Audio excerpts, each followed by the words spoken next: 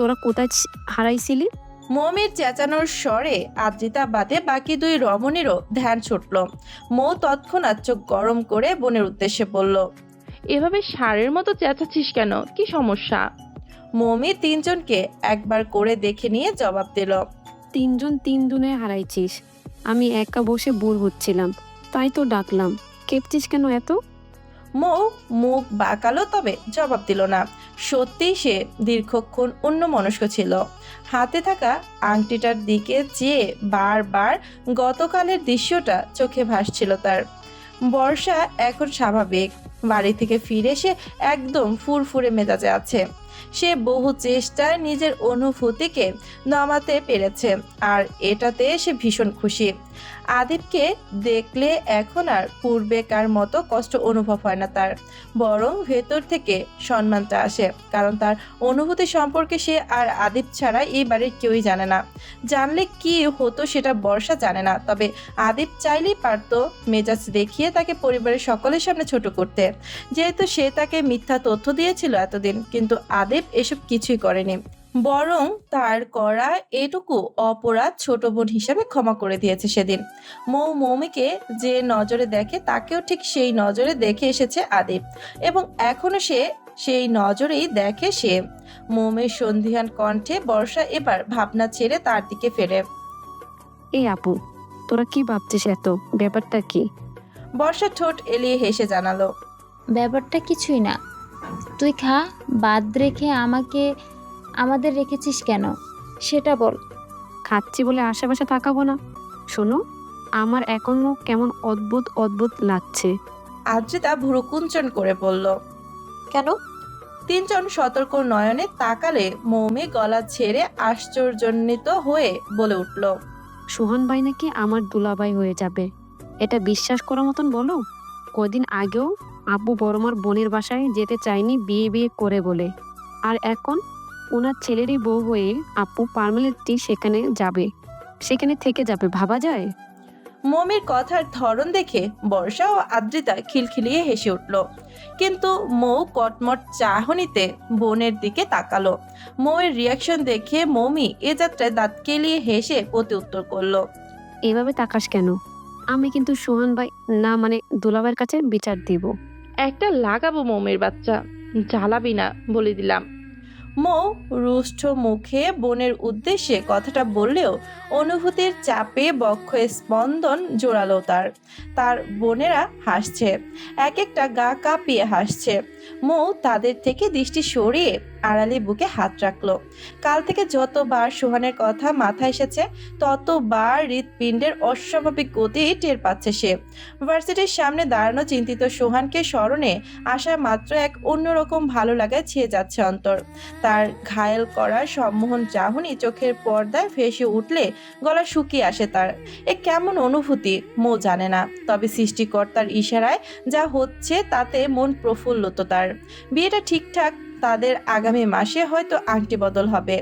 জীবনের আগে পরে ভালোবাসার কেউ ছিল না মৌয়ের। সোহানের আগমন তার মন উতলা এখন। তাকে নিয়ে ভাবতে যেমন ভালো লাগছে, তেমনি লজ্জার আবেশে বারবার মুচড়া যাচ্ছে মেয়েটা। রাতের প্রথম প্রহর চলমান, চারদিকের কোলাহল খানিক ঝিমিয়ে। কিছু মানুষের আনাগোনা লক্ষ্য করা যাচ্ছে রাস্তাঘাটে। আদিব অনবরত হাত ঘড়িতে টাইম দেখে যাচ্ছে, আর বারবার আর চোখে তাদের বাড়ির সদর দরজার দিকে তাকাচ্ছে। আদ্রিতাকে নিয়ে আজ ঘুরতে যাবে সে হাতি ঝিরে। অফিস থেকে বের হয়েই তাকে জানিয়ে দিয়েছিল সে কথা। এখন সে তাদের বাড়ির সামনে গাড়ি নিয়ে দাঁড়িয়ে, অথচ মেয়েটা এখনো নিচে নামছে না। রেডি হতে এত সময় লাগে? আদিব বিরক্তির নিঃশ্বাস ছেড়ে ঠায় দাঁড়িয়ে রইল। পাক্কা 15 মিনিট দেরি করে আদ্রিতা এসে উপস্থিত হলো গাড়ির কাছে। আদিব কপাল কুঞ্চিত করে তাকালো তার দিকে। পার্পল কালারের সালোয়ার কামিজ জড়ানো গায়ে, কামিজটা খুব সুন্দরভাবে ফুটে উঠেছে মেয়েটার ফর্সা শরীরে। মুখে হালকা সাজ, নজর ঝোঁকানো সবসময়ের মতো। তার বউয়ের এরূপ আদরের রূপ দেখে আদিব গোমরা মুখে থাকতে পারে না কখনো। এবারও ঠোঁটে মৃদুমন্দ হাসি ফোটালেও গাম্ভীর্যর ভঙ্গিমায় আদেশ করলো, গাড়িতে ওঠ। আদ্রিতা দৃষ্টি তুলে সামনে তাকালো। আদিবের সঙ্গে চোখাচোখি হতেই সে ঢোক গিলে তৎক্ষণাৎ গাড়িতে উঠে বসলো। মেয়েটার লজ্জা পাওয়া দেখে আদিব আড়ালে ঠোঁট টিপে হেসে ড্রাইভিং সিটে এসে বসলো। আদ্রিতা কুটুর কুটুর চাহনিতে আদিবকে দেখলো একবার। লোকটার গায়ে এখনো ফর্মাল ড্রেস আপ। অফিস থেকে ফিরে ফ্রেশ অবধি হয়নি। সকাল থেকে এমনিতেও আদ্রিতার মনটা খারাপ ছিল আদিবের সঙ্গে দেখা হয়নি বলে। সন্ধ্যার পর যখন ফোন দিয়ে বলল ঘুরতে নিয়ে যাবে, তখন তার খুশি আর দেখে কে। কিন্তু এখন কষ্ট হচ্ছে লোকটার ক্লান্ত মুখশ্রী দেখে। আদ্রিতা তার মনের কথাটা আর চেপে রাখলো না। নিভু দৃষ্টি আদিবের দিকে তাক করে চিন্তিত স্বরে বলল, ফ্রেশ হয়ে তারপর যেতেন। আদিব গাঢ় চাহনিতে তাকালো। আদ্রিতা সেই দৃষ্টি দেখে ভিমড়ি খেয়ে মাথা নোয়ালো। তখনই শুনতে পেল আদিবের কৌতুক স্বর। শীতের রাতে 2 বার গোসল করাতে চাচ্ছিস আমাকে? কথাটা আদ্রিতার ঠিক বুঝে আসলো না। শীতের রাতে 2 বার গোসল মানে? কিছুক্ষণ আনমনা হয়ে ভাবতেই আদিবের কথার মানেটা বুঝতে পারলো। বাহির থেকে ফিরেই আদিব শাওয়ার নেয় সবসময়। অফিস থেকে ফিরে একবার, তারপর হাতে জিল থেকে ফিরে পুনরায় গোসল করলে 2 বার, এটাই হয়তো বুঝিয়েছে লোকটা।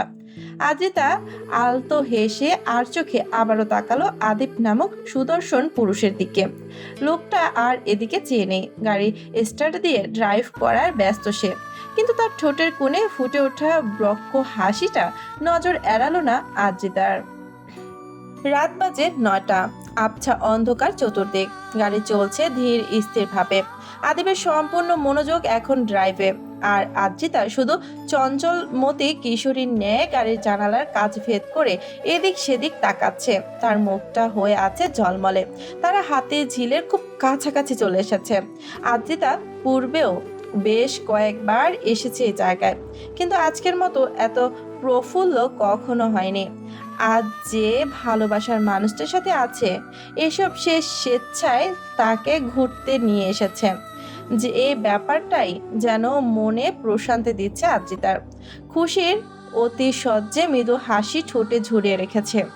আদিব অবশ্য ড্রাইভিং এর ফাঁকে প্রিয়তমার হাসি খুশি মুখটা দেখতে ভুলছে না। আর চোখে বারবার করে পরখ করছে মেয়েটার অত উজ্জ্বল মায়াকারা আঁখি দুটো। হাতে ঝিল অন্যতম সুন্দর একটি জায়গা। ব্যস্ত ঢাকা শহরের বুকে এটি এক টুকরো শান্তির স্থান। সেখানে বিদ্যমান মনোরম দৃশ্য সচক্ষে দেখলে যে কোনো কেউ মন ফুরফুরে হতে বাধ্য। প্রবল জ্যামকে অতিক্রম করে অবশেষে আদিব গাড়ি নিয়ে উপস্থিত হয়েছে সে স্থানে। তখন রাত 9টা বেজে 15। পার্কিং জোনে গাড়ি পার্ক করে আদ্রিতার হাত ধরে সামনে এগিয়ে গেল সে। দূর থেকে আলোর সমাহার দৃষ্টিগোচর হচ্ছে। বিভিন্ন কালারফুল লাইট জায়গাটাতে বড্ড আকর্ষণীয় করে তুলেছে। ব্রিজের নিকটে আসতেই স্বচ্ছ জল রাশির দেখা মিলল। ঝিলের এই টলটলে জল প্রবাহ এক জায়গায় দাঁড়িয়ে মুগ্ধ নয়নে চেয়ে দেখলো আদ্রিতা। আদিব তার পাশেই দাঁড়িয়ে গভীর চাহনিতে তার দিকে তাকিয়ে। আদ্রিতা তা বুঝতে পেরে সংকুচিত দ্বিধা সমেত আশেপাশে তাকায়। রাত বাড়ায় তেমন মানুষের অস্তিত্ব নেই এখানে। তবে নজর ঘোরানোর সময় অদূরে এক যুগলকে চুমুরত অবস্থায় দেখে আদ্রিতা যেন থতমত খায়। দৃষ্টি তুলে আদিবের দিকে চাইলে বুঝতে পারে লোকটার ঠোঁট টিপে দুষ্টু হাসছে। আদ্রিতা তৎক্ষণাৎ লজ্জায় মাথা নোয়ায়। আড়ষ্ট হয়ে ঠোঁট চেপে জল প্রবাহের দিকে নজর স্থির রাখে। এরই মাঝে এক সময় কানের কাছটাতে শুনতে পায় আদিবের ফিসফিসানো কণ্ঠস্বর। এত লজ্জার কিছু নেই। তোর স্বামী অন্যদের মতো পাবলিক প্লেসে কখনো তোকে কিস করবে না। বউ হলো বড্ড আদরের, আর তাকে সে আদরটা ঘরে করতে হয়, একান্তে, নিরালায়, নিভৃতে। আদ্রিতা বিষম খায় এহেন কথা শুনে। আদিব ঠোঁট টিপে হেসে তাকে ঘোরায় নিজের দিকে। সম্মোহন দৃষ্টিতে কিছুক্ষণ চেয়ে থেকে পুনরায় আদ্রিতার হাত ধরে। আদ্রিতার সঙ্গে দৃষ্টি মিললে সে বলে ওঠে, চলো দিকে। হাতে ঝিলের আশেপাশে বিভিন্ন জায়গায় আদ্রিতাকে নিয়ে ঘুরলো আদিব।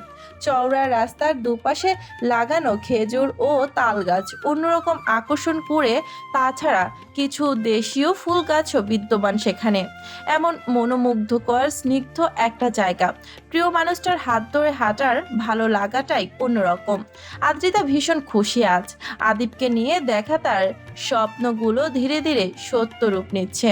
তার কোমল মনটাকে আঘাতে জর্জরিত না করে লোকটা নিত্য নতুন চমক দেখিয়ে খুশির আমেজে ভরে দিচ্ছে দিনকে দিন। ঘোরাঘুরি শেষে আদিপ একটা রেস্টুরেন্টের দিকে পা বাড়ালো।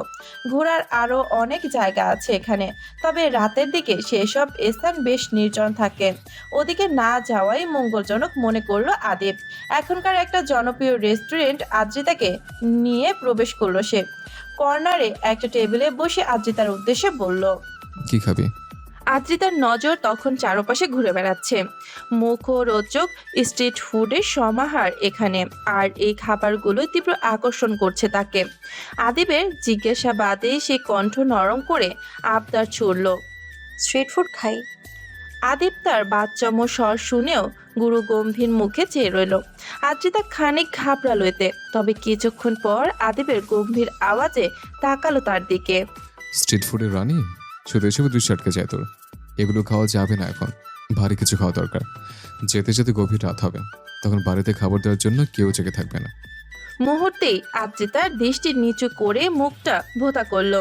আদিব তা দেখে পারে না উচ্চ স্বরে হাসতে। তখনই আদিব খানিক ঝুঁকে টেবিলের নিচ থেকে আদ্রিতার এক হাত চেপে ধরে জানালো। মুখ ফোলাতে হবে না, অর্ডার দিচ্ছে। আদিবের অর্ডারে ক্ষণিকেই খাবার নিয়ে হাজির হলো ওয়েটার। ভারী খাবার হিসেবে fried rice with chilli chicken order করা হয়েছে, সেই সাথে আদ্রিতার স্ট্রিট ফুডের কিছু আইটেম। আদিব প্রথমে রাইস বাড়িয়ে দিল আদ্রিতার দিকে, কাট কাট ভঙ্গিমায় আদেশ করলো। এটা আগে, তারপর ওইসব ভাবে চাপে খাবে। আদ্রিতা আহত হাসলো কেবল, কোনো কথা না বলে মাথা নেড়ে সায় জানালো। আদিব তাকে এক পলক দেখে নিয়ে খাওয়া শুরু করলো। খেতে খেতে বারংবার মেয়েটার উজ্জ্বল মুখটা কোনা চোখে দেখতে ভুলল না। নিস্তব্ধতায় ঘেরা চারপাশ, রাস্তা ফাঁকা। আদিবের গাড়ি ছুটে চলেছে ধানমন্ডির উদ্দেশ্যে। 11:30 বাজে এখন। জ্যাম না থাকায় জলদি চলে আসলো তারা বাসার নিকটে। আদ্রিতা ঘুমে ঢুলো, বারবার চোখ বুজে যাচ্ছে তার। তা দেখে আদিব ড্রাইভিং এর ফাঁকে তাকে ইশারায় নিজের কাঁধে ডাকলো। আদ্রিতা সেই ইশারায় ঠোঁট চেপে আড়ষ্ট হলো যেন। তবে লোকটাতে এই মুহূর্তে রাগাতে ইচ্ছে না করায় লজ্জা পাওয়ার সত্ত্বেও সিট বেল্ট খুলে তার নিকটে এসে বসলো সে। মুহূর্তেই আদিব মিশিয়ে নিল তার বক্ষ মাঝারে, মুখটা ঝুঁকিয়ে খুব সফটলি বলল। আমায় শক্ত করে জড়িয়ে ধর। লজ্জায় দু চোখ বুজে নিল আদ্রিতা। আদিবের কথা অনুযায়ী শক্ত করে জড়িয়ে ধরলো তাকে। ক্ষণিকে দুটো দেহ মিশে একাকার, দুজনের হৃদয় স্পন্দন জোরালো। একজন অনুভূতির চাপে বেসামাল, অন্যজন লাজের দরুন বড্ড নাজেহাল। এ অবস্থাতেই বাসার সামনে এসে গাড়ি থামলো। আদ্রিতা হালকা মাথা তুলে উকি দিল বাইরে, আদিবকে ছেড়ে সোজা হয়ে বসতে নিবে। তখনই এক অনাকাঙ্ক্ষিত কাণ্ড ঘটল আদিব। আদ্রিতার মাথাটা জানালার সহিত খানিক হেলে গেলে পিপাসাতে ন্যায় আদিব আঁকড়ে ধরল তার অধর যুগল। বড্ড উন্মাদের ন্যায় ওষ্ঠ কার্য সম্পাদন করে সে গলায় ঘাড়ে নিজের অস্তিত্ব জাহির করতে ব্যস্ত। আর আদ্রিতা এমন অপ্রত্যাশিত কাণ্ডে হকচকিত, সম্ভিত, শিহরিত বাসায় ফিরে শাওয়ার নিল আদিব। কোমরে তোয়াল পেঁচিয়ে শুকনো তাওয়াল দিয়ে চুল মুছতে মুছতে ওয়াশরুম ছেড়ে বিছানায় কাজটায় এসে দাঁড়ালো সে। গাড়ির ঘটনাটা ফের মনে পড়ল। সে ঠোঁট বাঁকা করে হাসলো। মাঝে মাঝে তার কি হয়ে যায় সে নিজেই বোঝে না। ভীষণ দুষ্টু হয়ে যাচ্ছে সে ইদানিং। তখনকার আদ্রিতার লাজে রাঙা চেহারাটা স্মরণে এলে সে ঠোঁট এলিয়ে হাসে। তার থেকে ছাড়া পাওয়ার পর মেয়েটা আর এক মুহূর্ত ব্যয় করেনি তখন সেখানে। বাড়িতে ঢুকে সোজা নিজের রুমে ঢুকে দরজা বন্ধ করেছে সে। আদিব মৃদু হাসছে, ট্রাউজার টি শার্ট গায়ে জড়িয়ে নেয়, অতঃপর কম্বল টেনে বিছানায় গা এলিয়ে দেয়। ঘুমে দু চোখ বুজে আসছে তার। বিশ্রামের অভাবে শরীরটা ম্যাজম্যাজ করছে। ঠিক সেই সময়টায় তার ফোন বেজে উঠলে সে বিরক্তির ভঙ্গিমায় ফোনটা হাতে নেয়। মেসেঞ্জার গ্রুপ থেকে আসা বন্ধুদের ভিডিও কল দেখে ভুরু কুঁচকে আসে তার। পরক্ষণে রিসিভ করে রুষ্ট মুখে বলে, এত রাতে কি দরকার তোদের? সকলেই আরাম করে শুয়ে আছে বিছানায়। এরই মধ্যে রাফি বলে উঠল, বউকে নিয়ে কেমন সময় কাটালি তা জানতে ফোন দিলাম। চেতা যাও কেন মামু? আদিব শক্ত মুখে বলল, বাজে বকবি না। কি দরকারে কল দিয়েছিস তাড়াতাড়ি বলে ফেল। ঘুমাবো এখন, সকালে অফিস আছে। রাফির জবাবের আগেই তাহির খেকিয়ে উঠল। ওই শালা আমারে বলছিল আমার কপালে নাকি বউ জুটবে না, আর এখন নিজেই বউ বউ বলে কাঁদতেছে রাত্রিবেলা। তোর বোনরে পটানোর সাহস নাই তো, সেজন্যই তোরে পটাইতে কল দিছে এখন। রাফি গো বেচারা মুখ করে তাকালো। আদিব তাকে দেখ চোখ রাঙিয়ে পড়ল। মৌমিকে ডিস্টার্ব করবি না, খবরদার। সময় হোক তারপর দেখবো তোর বিষয়টা। রাফি আফসোসের স্বরে বলল, বিষয়টা গুরুত্ব হিসেবে দেখিস আদিব। তোর বোন ছোট বলে আমি এখন পর্যন্ত কিছু বলার সাহস দেখাই নাই। আমি তো জেন্টেলম্যান, আর জেন্টেলম্যানরা কখনো আলতু ফালতু মানুষের মতো আলাভু আলাভু করে বেড়ায় না। রাফির কথায় সূক্ষ্ম খোঁচা দেওয়া হয়েছে তাহিরকে। খোঁচাটা বুঝে তাহির রাগে ফায়ার হয়ে উঠল। তখন তার রাগানুরু মুখটা দেখে রায়ান, সিফাত, রাফি সশব্দে হেসে উঠল। আদিব গমগমের স্বরে সর্বোক্তি করল, ঘুমো সব কয়টা। তোদের ফালতু ঝগড়া শোনার মুড নাই আমার এখন। কল কাটছে।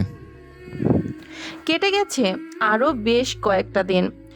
রায়ানের বিয়ের ডেট ফিক্সড হয়েছে কদিন হলো, আর মাত্র 5 দিন পর শুক্রবারে বিয়ের অনুষ্ঠান করা হবে। তার আদিবের পুরো ফ্যামিলি সেখানে আমন্ত্রিত। এ নিয়ে তার ভাই বোনদের মধ্যে উচ্ছ্বাসের শেষ নেই। দীর্ঘদিন পর তারা কোনো বিয়ের অনুষ্ঠানে যোগ দেবে, সেটাই যেন তাদের আনন্দের মূল কারণ। আদ্রিতা অবশ্য স্বাভাবিক, কোনো হই রই ব্যাপার তার মধ্যে নেই। 15 দিন পর তার সেকেন্ড ইয়ার ফাইনাল পরীক্ষা। পড়াশোনা বাদ রেখে বিয়ের আমেজে যেতে মন না চাইলেও যেতে হবে। সে এত খুশিও না আবার বেজারও না। 2 দিন পরেই তারা সপরিবারে রায়ানদের বাসায় উঠবে। তারপর গায়ে হলুদ, বিয়ে, বৌভাতের পর ফের নিজেদের বাসায় ফিরবে। কিছু শপিং হয়েছে তাদের, আরও বাকিও আছে। পড়ার টেবিল থেকে উঠে আদ্রিতা নিজের রুম ছেড়ে বের হলো। ভোরবেলা উঠে পড়তে বসেছিল সে, এবার নাস্তা করা প্রয়োজন তার। সে নিজে নামতে গিয়ে সিঁড়িতে আদিবের দেখা পেল। তাকে দেখেই থমকে দাঁড়ালো সে। সেই রাতের পর তাদের মধ্যে তেমন দেখা সাক্ষাৎ হয়নি। আদিব অবশ্য এই কয়দিন কাজে ব্যস্ত ছিল খুব। সকালে উঠে অফিসে চলে যেত, আবার রাত করে বাড়ি ফিরত। লোকটা এখনো ফর্মাল ড্রেস আপে আছে, নাস্তা সেরেছে হয়তো। এবার অফিসের উদ্দেশ্যে বাড়ি থেকে বেরিয়ে যাবে। আদ্রিতা তাকে এক পলক দেখে চলে যেতে নিলে আদিব কোমল স্বরে ডেকে ওঠে, অদ্রি শোন। আদ্রিতা থামে, পিছু ফিরে প্রশ্নবোধক চাহনি নিক্ষেপ করে। আদিব সরু চোখে তাকে একবার দেখে নিয়ে ওয়ালেট থেকে একটা কার্ড বের করে। আদ্রিতার ডান হাতে সেই কার্ডটা ধরিয়ে দিয়ে বলে, আজ সবাইকে নিয়ে ইচ্ছে মতো শপিং করে নিস। আমার সময় হবে না। আদ্রিতা কার্ডটা মুঠোয় পুরে চোখ তুলে তাকায় তার দিকে। কিছুক্ষণ চেয়ে থেকে সরল মুখে উপর নিচ মাথা নেড়ে সায় জানায় তাকে। আদিব স্মিত হাসে।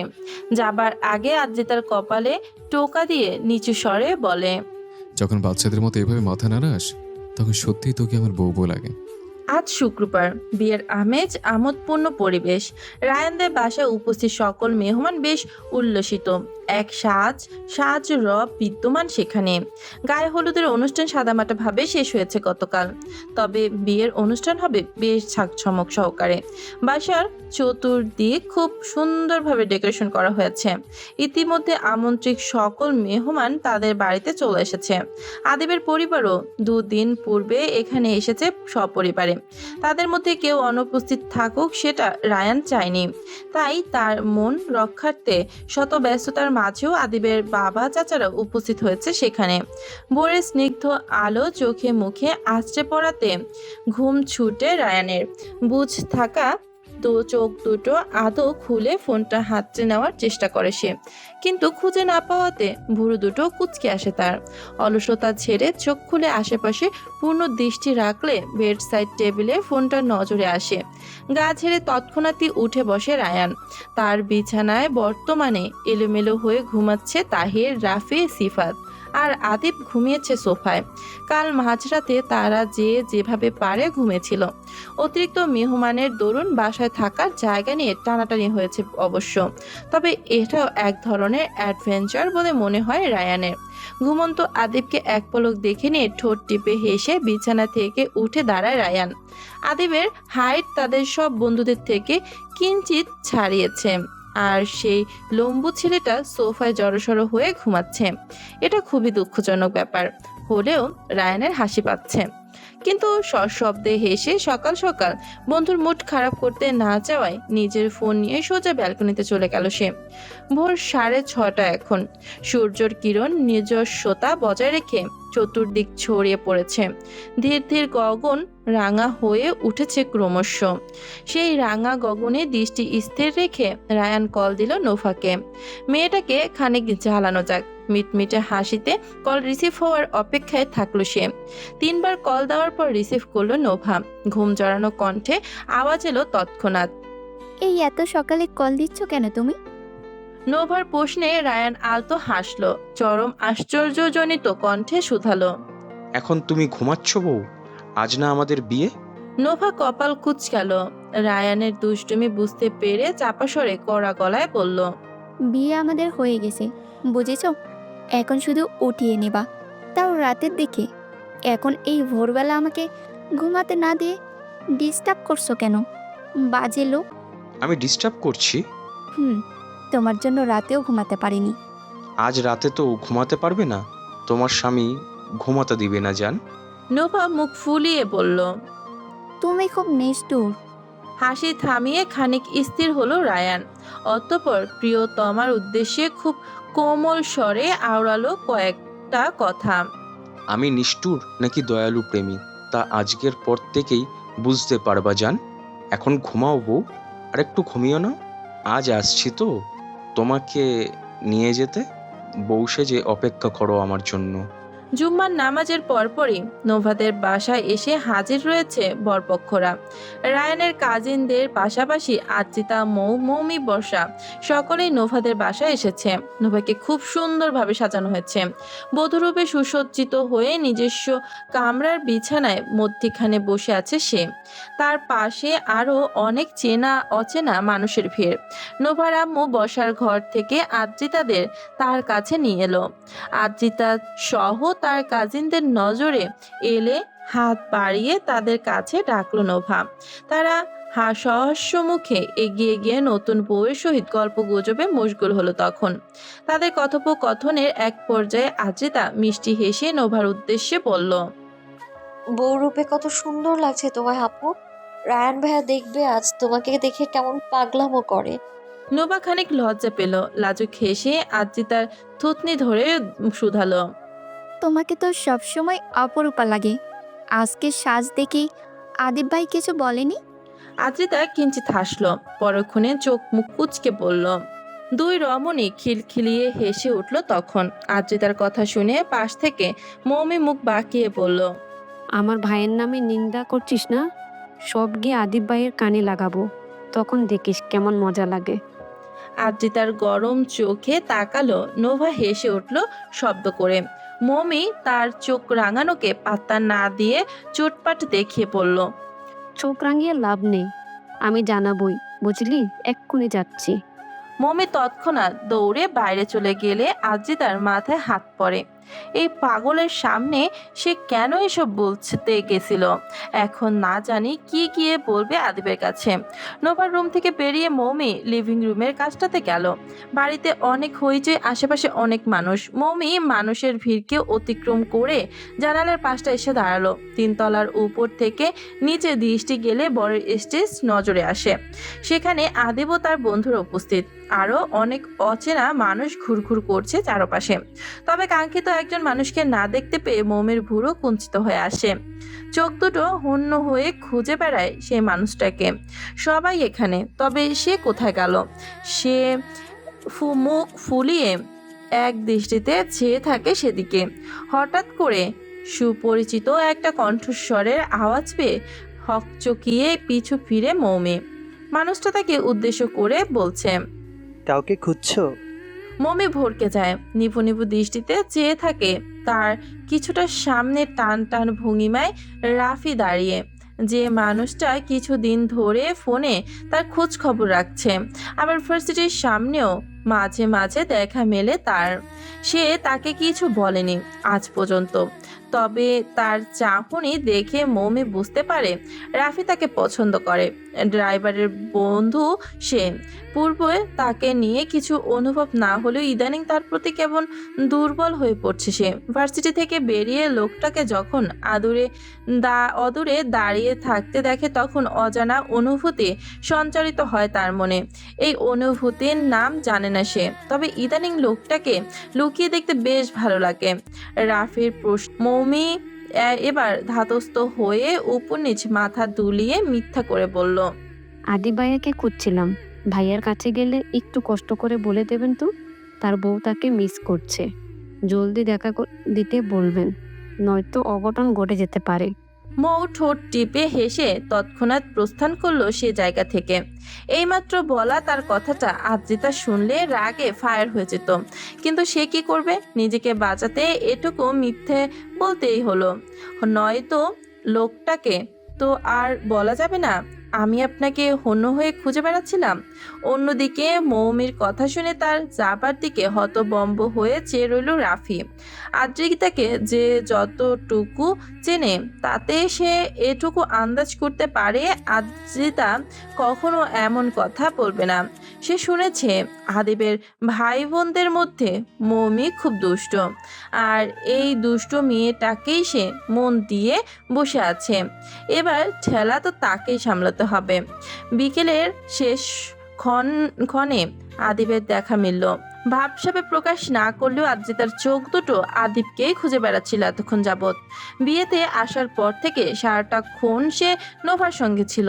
এত লোকজনদের মধ্যে বাইরে ঘোরাফেরা করার ইচ্ছেটা তার হয়নি।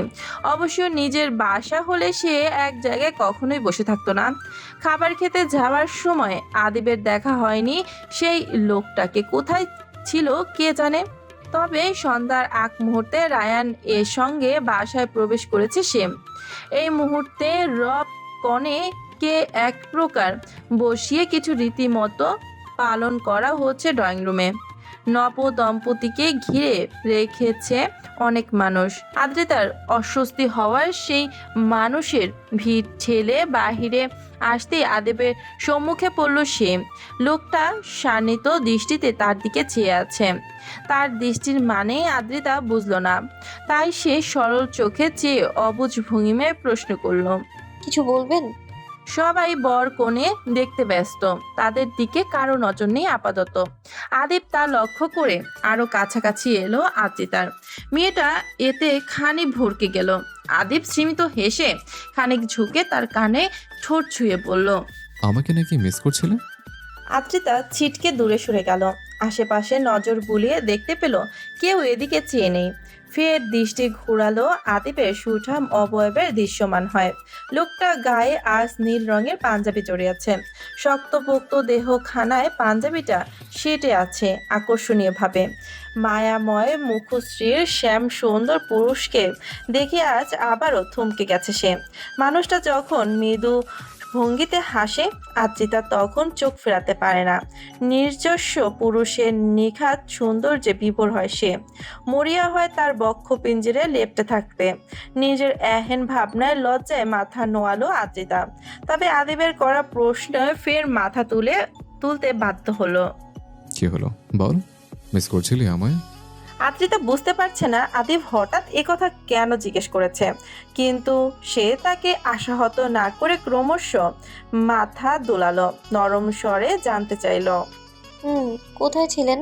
আদিব এক দৃষ্টিতে কিছুক্ষণ চেয়ে থেকে গম্ভীর স্বরে ছাড়ে। পরক্ষণে আদ্রিতার হাতে আলতোভাবে ঠোঁটের ছোঁয়া দিয়ে আওড়ায়।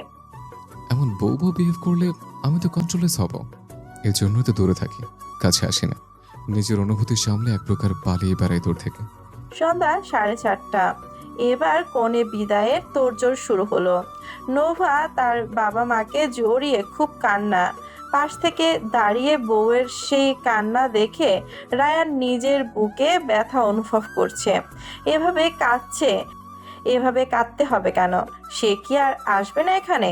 এহেন কান্না সহ করতে না পেরে রায়ান ক্ষুব্ধ মেজাজে এগিয়ে গেল বাড়ির দিকে।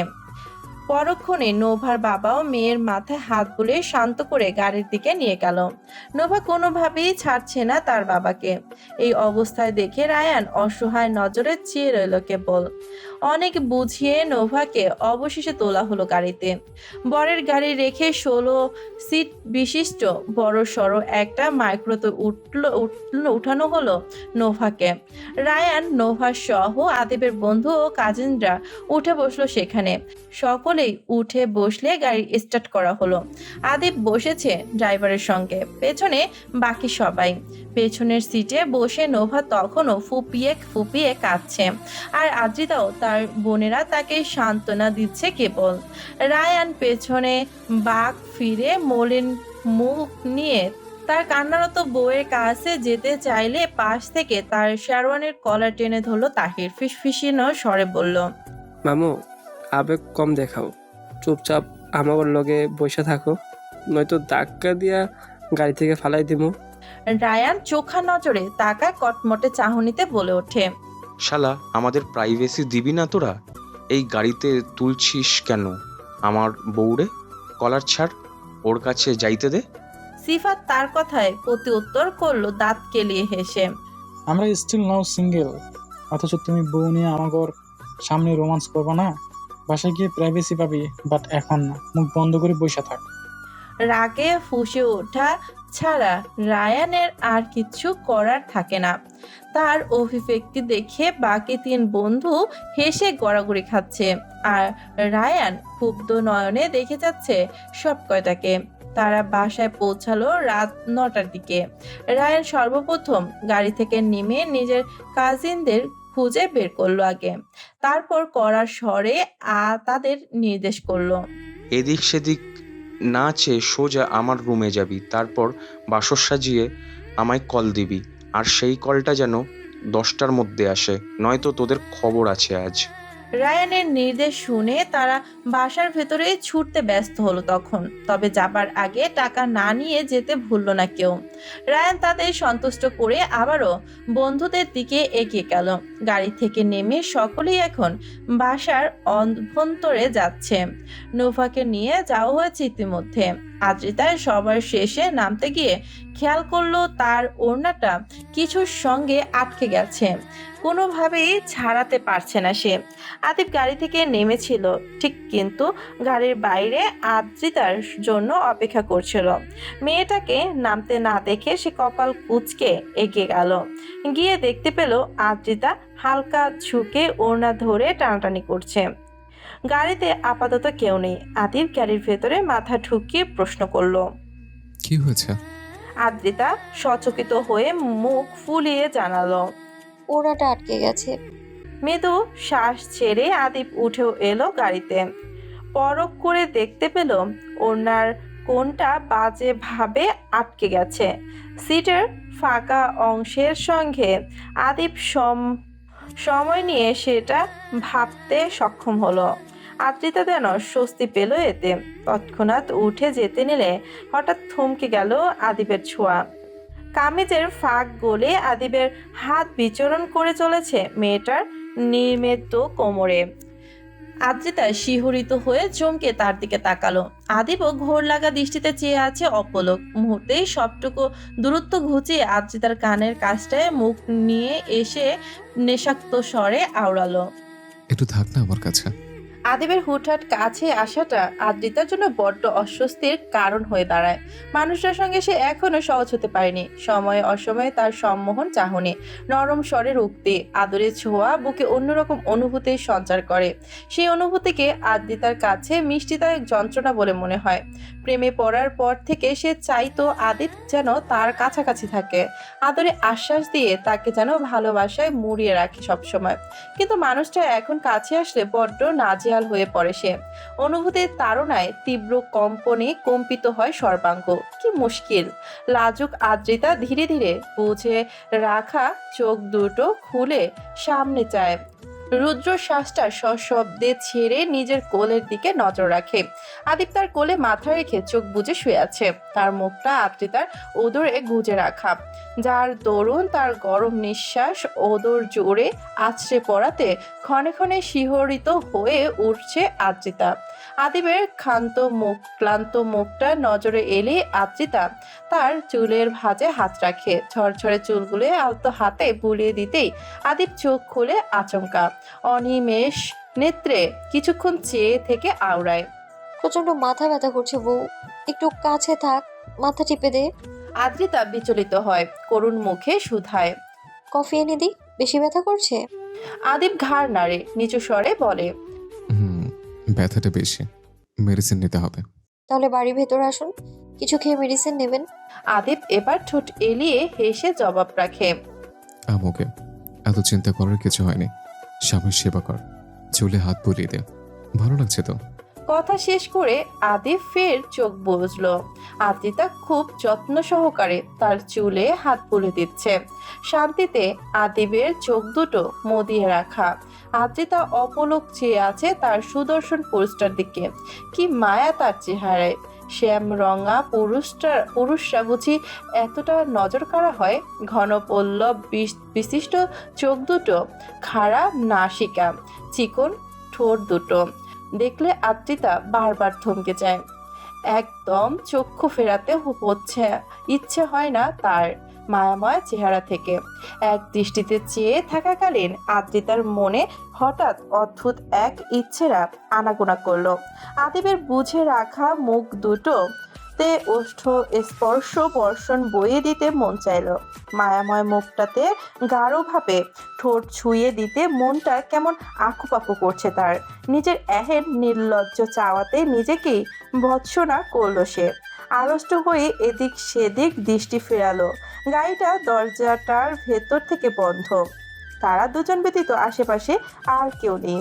আদ্রিতা বুঝতে পারছে না গাড়ির ড্রাইভারটা কোথায় গেল। আদ্রিতার ভাবনার মাঝে হঠাৎ কল এলো আদিবের ফোনে। রিংটংয়ের আওয়াজে আদিব খানিক নড়ে চড়ে প্যান্টের পকেট থেকে ফোনটা বের করলো। আদ্রিতা দেখতে পেল সোহান কল দিয়েছে তার ফোনে। আদিব কিছুক্ষণ বাদে কল রিসিভ করলো, ফের চোখ বুজে মৃদু স্বরে বলল, হ্যাঁ বল। কোথায় তুই? বউয়ের কোলে। কেন, কি দরকার? সোহান থতমত খেয়ে দুষ্টুমির স্বরে বলল, বিয়ে বাড়িতে প্রাইভেসি পেলি কি করে, কেমনে কি ভাই? আদিব চোখ মেলে আদ্রিতার দিকে তাকালো। মেয়েটার লাল রঙা ফুলো দুটো গাল দেখে বোঝাই যাচ্ছে ভীষণ লজ্জা পাচ্ছে সে। আদিবেতে ঠোঁট টিপে হাসলে আদ্রিতা সরু চোখে তাকালো। এই চাহনিতে যেন এক অদৃশ্য শাসন বিদ্যমান। আদিবের হাসি গাঢ় হলেও সোহানের উদ্দেশ্যে থতমত গলায় বলল, প্রাইভেসি আমি করে নিয়েছি, তুই কোন মতলবে ফোন দিয়েছিস সেটা বল। বোর ফিল হচ্ছে রে, তোর কথা মেনে যদি বিয়েতে আসতাম তাহলে তো ভালোই হতো। সোহানের সহজ স্বীকারোক্তিতে আদিব টিপুনি কেটে পড়ল। ভালো তো হতোই, আমার বোন যে আছে তাকে দুই নয়ন ভরে দেখতে, তখন একদম বোর ফিল হতো না, তাই না? সোহান সশব্দে হেসে দিল। এবার পর মুহূর্তে বলে উঠল, এত বুঝিস কেন? যাই হোক, তোর বইয়ের সামনে আর কথা না বললাম, বাসায় ফিরে একটু ইনভাইট করিস। শত হলেও আমি তোর বোন জামাই হতে চলেছি, বুঝলে? আদিবের উত্তরের অপেক্ষা না করে সোহান কথা শেষ করে কল কাটলো।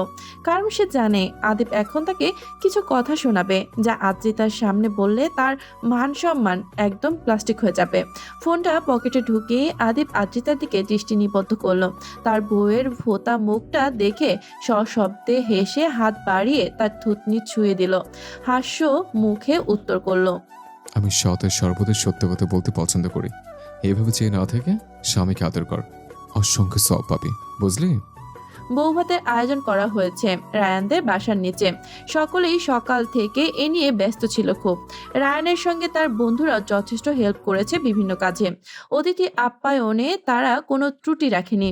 দুপুর গড়িয়ে যখন বিকেল নামলো তখন মেহমানের ভিড় একটু কমে আসলো। এখন শুধু নিজেদের চেনা পরিচিত মানুষগুলোর খাবার খাওয়া বাকি আছে। রায়ান এক ফাঁকে তাদের ডেকে নিয়ে আসলো।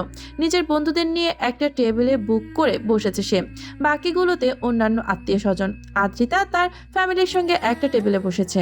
তার পাশে আরাফ নিজের আসন গেড়ে বসেছে। হঠাৎ তাদের পাশের টেবিলে আদিবকে বসতে দেখে আরাফ লাফিয়ে উঠল, হাত নাড়িয়ে চেঁচিয়ে বলল, আদিব ভাইয়া, আমি তোমার কাছে আসি। আদিব তার চেঁচানো শুনে পাশ ফিরে তাকালো। আরাফের উল্লসিত মুখটা দেখে মাথা নেড়ে সায় জানালো। আয়। আরাফকে আর পায়কে দৌড়ে ছুটতে গেল আদিবের কাছে। আদ্রিতা সরু চোখে তা দেখে মুখ পাকালো। হুট করে আদিবের দিকে চোখ গেলে তার তীক্ষ্ণ দৃষ্টি দেখে আদ্রিতা ভিমড়ি খেয়ে মাথা নোয়ালো। আরাফকে নিজের পাশে বসিয়ে আদিব তার প্লেটের রোস্ট তুলে দিয়ে কাট ভঙ্গিমায় আদেশ ছুড়ল, যা দিব সবটা খেয়ে শেষ করবি। বোনের মতো খাবার নিয়ে তালবানা করবি না, বুঝলি? আরাফ অসহায় দৃষ্টি নিক্ষেপ করলো, মনে মনে বলল, এখানে না এলেই ভালো হতো। ভাইয়া এখন ঠুসে ঠুসে খাবার গিলাবে। আরাফের দৃষ্টি বুঝেও আদিবের মাঝে কোনো ভাবান্তর হলো না। নিজে খেতে নিয়ে আরাফের উদ্দেশ্যে বলল, খাওয়া শুরু কর, ফাস্ট। আরাফ মাথা নেড়ে খেতে থাকে। তার অবস্থা দেখে তাহির সশব্দে হেসে বলে ওঠে। আরাফ সচকিত হয়ে তাকালো, সন্ধিয়ান কণ্ঠে বলল, ভাইয়া শালাবাবুকে। আরাফের অবুঝ বাণী শুনে আদিবের বন্ধুরা গা কাঁপিয়ে হাসতে শুরু করলো। আরাফ তা দেখে আহাম্বক হয়ে গেল। তাহলে আদিবের গমগমে কণ্ঠস্বর কানে বাজলো, পাক না, তোকে এত বুঝতে হবে না, খেতে বলেছি, খা। আরাফ আর অন্যদিকে মনোযোগ না দিয়ে খাবারে মন দেয়। আদিব এক ফাঁকে গরম চোখে বন্ধুদের শাসাতে ভুলে না। সন্ধ্যা নেমেছে, আধারে নিস্তব্ধ পরিবেশ, কুয়াশায় মোড়ানো চারিদিক। আদিবারা বাসায় ফিরেছে আজ 5 দিন। বিয়ে থেকে ফিরে সকলেই যার যার কাজে ব্যস্ত হয়ে গেছে ফের। আজ অফিস শেষে আদিব ফিরেছে সন্ধ্যা 7টায়। তার সঙ্গে এসেছে সোহান। ছেলেটা খুব জ্বালাচ্ছিল তাকে ইদানিং। চেয়ে চেয়ে দাওয়াত নেওয়া যাকে বলে। আদিব না পারতেও তাকে নিয়ে এসেছে আজ। সোহানের কথা ভেবে ভেতরে ভেতরে তার হাসি পেলেও উপর থেকে গম্ভীর ভাবভঙ্গি বজায় রেখে বাসায় প্রবেশ করে সে। ড্রয়িং রুমে তার মা চাচিরা বসে গল্প করছেন। সোহানকে দেখতেই পেয়ে আফসানা স্বচ্ছ হাসিতে উঠে আসেন। সোহানও প্রফুল্ল মনে কাছে এসে শুধালো, কেমন আছো খালামণি? আমি ভালো আছি। তোর মা পাঠিয়েছে বুঝি? কতদিন পর এলি?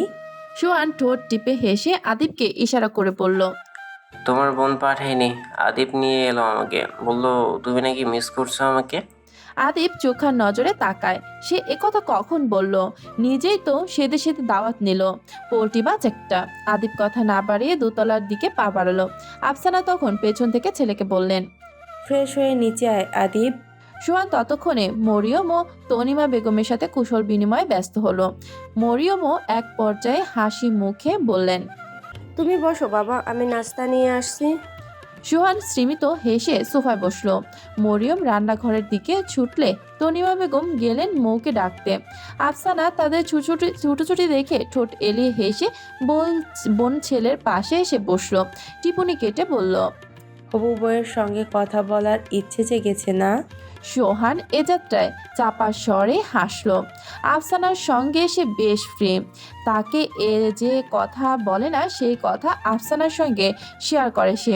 খালামণির দিকে চেয়ে সে এবার আফসোসের স্বরে বলে উঠল, বিয়ে তো ঠিকঠাক তোমরাই করেছো, তবে কোনের নাম্বারটা দাওনি। আমাদের কথা বলে সহজ হওয়ার দরকার না। তোমার ছেলে শুধু নিজেরটাই বোঝে খালামণি। আমি কতদিন ধরে নাম্বার চাইছি, অথচ দিল না। বলে কিনা বিয়ের পরে কথা বলবে। সোহানের কথা শুনে মিটমিটিয়ে হাসলেন আফসানা। তার পিঠে চাপড় দিয়ে সহাস্য মুখে বললেন, তোরা দুইটাই চরম ফাজিল। ব্যাকুল হৃদয় দূর কম্পনে বক্ষস্থল অস্থির, উঁচা টনতায় রীতিমতো হাঁসফাঁস করছে মো। চাচির ডাকে কিছুক্ষণ পূর্বেই ড্রয়িং রুমে এসেছিল সে। সোহানের আগমনের কথা শুনে তার মনে তখন থেকে উথাল জ্বর বইছে। কোনোরূপে অস্থির মনকে সুস্থি করে মানুষটার কাছাকাছি এসেছিল সে, কিন্তু এখানে এসে সোহানের সম্মোহন চাহনি দেখে মন আর সুস্থি রইল কই। বেসামাল বক্ষ স্পন্দনের তাড়নায় সে ক্রমশ নাজেহাল। আদিব ও সোহান একসঙ্গে বসে নাস্তা করছে। সে আফসানার পাশে নিচু মুখে বসে থেকে অনুভব করতে পারছে লোকটা বারবার ঘুরে ফিরে তাকেই দেখছে। এতে তীব্র অস্বস্তিতে জমে যাচ্ছে মৌ। হঠাৎ আদিবের গলার আওয়াজ মৌ সচকিত হয়ে মাথা তোলে। আদিব তাকে উদ্দেশ্য করেই কোমল স্বরে বলে ওঠে, সোহানকে নিয়ে ছাদ থেকে ঘুরে আয় যা। সোহান যেন আকাশের চাঁদ হাতে পেল। অনেকক্ষণ ধরে মৌয়ের সঙ্গে সে কথা বলার সুযোগ খুঁজে যাচ্ছিল শুধু।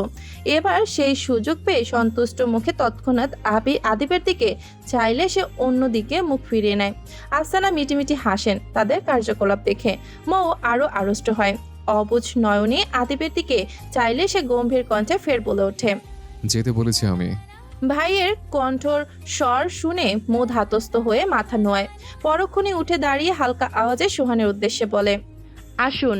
আদিবকে এক পলক দেখে সোহান উঠে দাঁড়ায়। মৌ ততক্ষণে দোতলার সিঁড়ি ধরেছে। যেতে নিয়ে সোহান আলতো হেসে চাপা স্বরে স্বর্গোক্তি করে বলে, খালামণি, তোমার ছেলে এত ভালো কিভাবে হলো সেটাই বুঝতে পারছি না। যাই হোক, থ্যাংক ইউ। সোহানের প্রস্থান দেখে আফসানা ঠোঁট এলিয়ে হাসলেও আদিব নির্বিকার রইল। কিছুক্ষণ এক দৃষ্টিতে সেদিকে চেয়ে থেকে বিড়বিড় করলো, ড্রামাবাস। আকাশের সর্বত্র আজ তারার মেলা। গোলাকার চাঁদটা গগন মাঝে গাঢ়ভাবে সেটে আছে। চাঁদ ও নক্ষত্র রাজির এই এলোমেলো মৃদু মন্দ আলোতে এখন আবছাভাবে আলোকিত চারপাশ। মৌয়ের পিছু পিছু সোহান ছাদে এসে উপস্থিত হয়েছে। রেলিংয়ের কাজটাতে আসতেই মেয়েটা হঠাৎ পা থামিয়ে আড়ষ্ট হয়ে দাঁড়িয়ে গেছে। দৃষ্টির নিচু মুখে লাজকতার আভাস। মেয়েটার লজ্জার কারণ ধরতে পেরে সোহান খুব সঙ্গোপনে হাসে। তারপর ধীর কদমে একদম মৌয়ের পাশাপাশি রেলিং ঘেঁষে দাঁড়ায়। নর্মাল সালোয়ার কামিজ পরিহিত মেয়েটার দৃষ্টি খানিক এলোমেলো। কোন দিকে চেয়ে আছে তা আপাতত ভালোভাবে বোঝার উপায় নেই। মাথা আজ ওড়না ধারা ঢাকা, শুধু মুখের এক পাশে আবছাভাবে দৃশ্যমান। নিগুড়ভাবে খানিক মেয়েটাকে পর্যবেক্ষণ করে সোহান তার মনোযোগ আকর্ষণের চেষ্টায় হালকা কাশে। অতঃপর নমনীয় স্বরে আওয়াজ তোলে, এই শোনো। এহেন আদরে ডাক কর্ণগোচর হলে মৌ অস্থিরতায় হাঁসফাঁস করে। বক্ষ স্পন্দন মুহূর্তেই মাত্রাধিক বেড়ে যায়। কপালে আঙুল ঘষে এদিক সেদিক দৃষ্টি ফেলে, অথচ একবারের জন্য পাশ ফিরে সোহানের হাস্যজ্জ্বল মুখটা দেখে না। সোহান এবার ঠোঁট কামড়ে হাসে, মাথা চুলকে আকাশ পানে চায়। সে মূলত মৌকে নিয়ে দুশ্চিন্তায় ছিল। মেয়েটার পূর্ব পছন্দ আছে কিনা সেটা নিয়ে সন্ধিহান ছিল। মায়ের কাছে অবশ্য এই টপিক তুলেছিল সে, কিন্তু তার ভাবনাকে পাত্তা না দিয়ে তিনি আশ্বস্ত করে বলেছেন মেয়েটা কোনো প্রেমঘটিত সম্পর্কে জড়িত নেই। সোহান তখন বোঝার ভঙ্গিতে মাথা দুলালেও মনে একটা খচখচানি রয়েই যায় তার। মৌকে সামনাসামনি এই ব্যাপারে প্রশ্ন করার ব্যাপক ইচ্ছা জাগে, তবে এই মুহূর্তে মৌয়ের লাজুক মুখটা দেখে তার ভাবনারা ভুল প্রমাণিত হয়। মনের খচখচানিটা নিমিষে যেন উধাও হয়ে যায়। প্রশ্নেরা ছুটতে পালায় দূরে কোথাও। মেয়েরা মূলত সব পুরুষকে দেখে লজ্জা পায় না, তারা তাকে দেখেই লজ্জা পায় যাকে তারা একান্ত নিজের ব্যক্তিগত পুরুষ হিসেবে মনে প্রাণে ধারণ করে নেয়। মৌতাকে দেখে পূর্বে কখনোই এমন লজ্জায় উৎকণ্ঠায় নাজেহাল হতো না। অন্য সবার মতো নর্মাল বিহেভ করত, অথচ বিয়ের কথাবার্তা ঠিকঠাক হওয়ার পরপরই মেয়েটা তার সামনে লাজুকতার ন্যায় নুয়ে যাচ্ছে। এটা তো গুড সাইন। সোহানের মনে প্রশান্তি বিরাজ করে। মৃদু শ্বাস ছেড়ে সে মৌয়ের দিকে দৃষ্টি তাক করে শুধায়, মৌ, বিয়েতে রাজি তুমি? মৌ শুকনো ঢোক গেলে কি জবাব দিবে তা ভেবে পাচ্ছে না সে। সোহান একই দৃষ্টিতে চেয়ে জবাবের প্রত্যাশায় অধীর সে। মৌ এক পর্যায়ে কোনা চোখে তাকে একবার দেখে নিয়ে কোমল স্বরে প্রতি উত্তর করে, সবাই তো রাজি। আমি তোমার কথা বললাম, তোমার কি মত? মৌ খানিক ভরকালো। অবুঝ দৃষ্টি তুলে সোহানের দিকে চাইলে সে বোঝানোর ভঙ্গিমায় বলতে শুরু করলো, দেখো, আগে আমাদের সম্পর্কটা একদম ভিন্ন ছিল। তখন আমাদের মাঝে প্রেম, বিয়ে হতে পারে সেসব ভাবনা তোমার বা আমার কারোর মধ্যেই ছিল না। সেই হিসাবে জানতে চাইছে এখন তোমার কি অভিমত? আমাকে কি স্বামী হিসাবে মেনে নিতে পারবে? মৌ বুঝতে পারছে সোহানের খচখচানিটা। লোকটা কি বোঝাতে চাইছে সে সম্পূর্ণ ধরে ফেলেছে। তাই সে কোনো রাগচাট না রেখে সোজাসুজি বলল, আমার পরিবারের সিদ্ধান্তই আমার সিদ্ধান্ত। আমার পছন্দের কেউ নেই যে তার জন্য বিয়েতে অমত করব। সোহান এবার নিশ্চিন্ত হলো। প্রলম্বিত শ্বাস ছেড়ে পরক্ষণেই পিঞ্জ মেরে সেও জানিয়ে দিল। আমার ওই সব প্রেমিক প্রেমিকা নেই, নিশ্চিন্তে থাকতে পারো তুমি। তা শুনে মৌ লাজুক হেসে অন্যদিকে মুখ ফেরায়। সোহান ঠোঁট এলিয়ে হাসে এতে।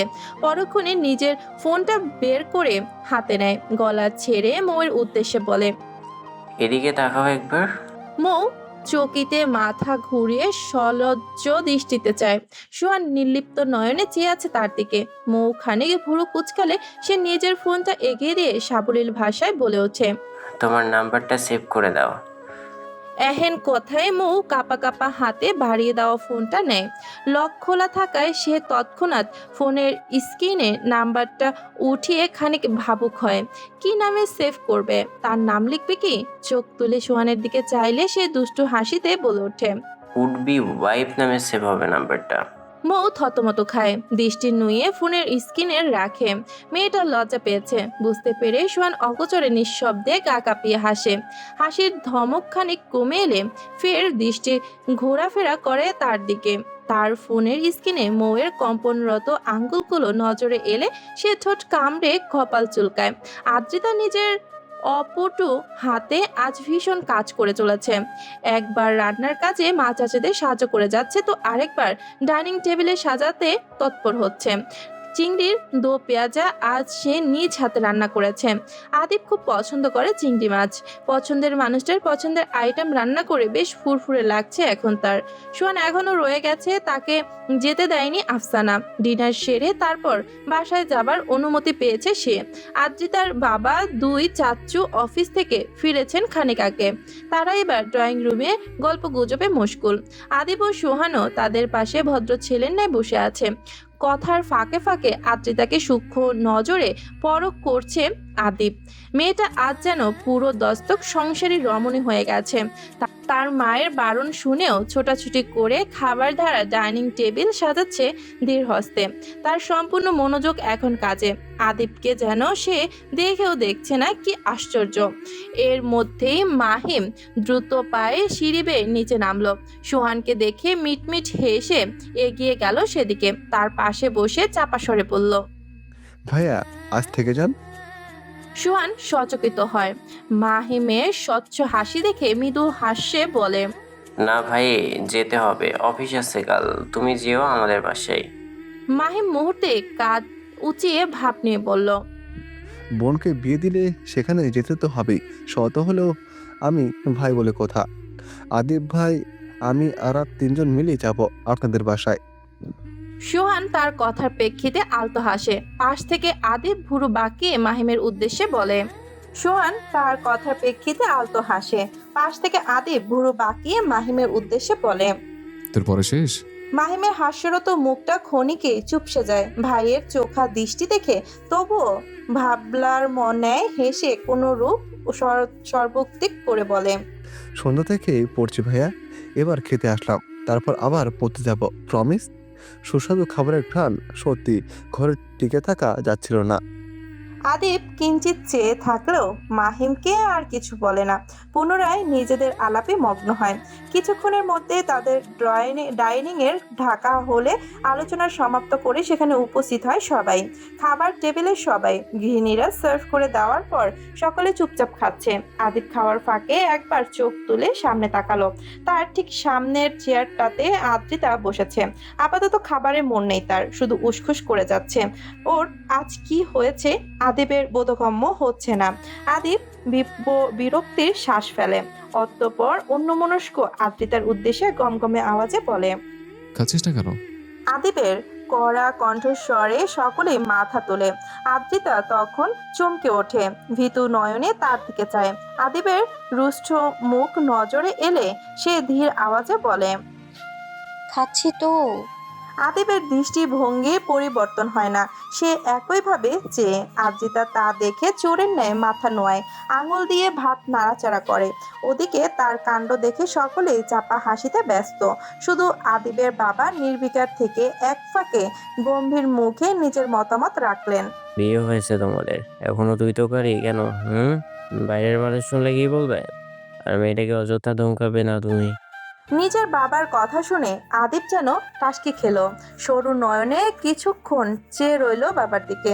তার বউকে কাছে আসতে দেয় না, আবার তুই তোকারি নিয়ে ওনার প্রবলেম। বাহ, ভালোই দ্বিমুখী আচরণ করতে জানেন তার পিতা। সে মৃদু শ্বাস ছেড়ে গলা ছেড়ে নিজ মন্তব্য পেশ করলো। বউকে শাসন করা স্বামীর কর্তব্যের মধ্যে পড়ে। এটা কি ধমক পড়ে না বাবা? শফিক রহমান পাশ ফিরে গম্ভীর মুখে ছেলেকে একবার দেখেন, তবে কোনো প্রতিউত্তর না করে পুনরায় খাবারে মন দেন। পরক্ষণে সকলেই মিটমিটিয়ে হাসিতে খেতে ব্যস্ত হলে আদ্রিতা ফের মাথা তুলে একবার আদিবের দিকে চায়। আশ্চর্যজনকভাবে আদিব তাকেই দেখছে সরু দৃষ্টিতে। তার চোখ মুখ শক্ত, তাদের চোখাচোখি হতেই আদ্রিতা বিড়মি খায়। তৎক্ষণাৎ শানিত নজর থেকে দৃষ্টি সরিয়ে দ্রুত হস্তে সে খাবার মুখে পুরে খাবার চিবোতে নিয়ে বিড়বিড় করে আওড়ায়। এমন ক্ষেপে আছে কেন? আমি আবার কি করলাম?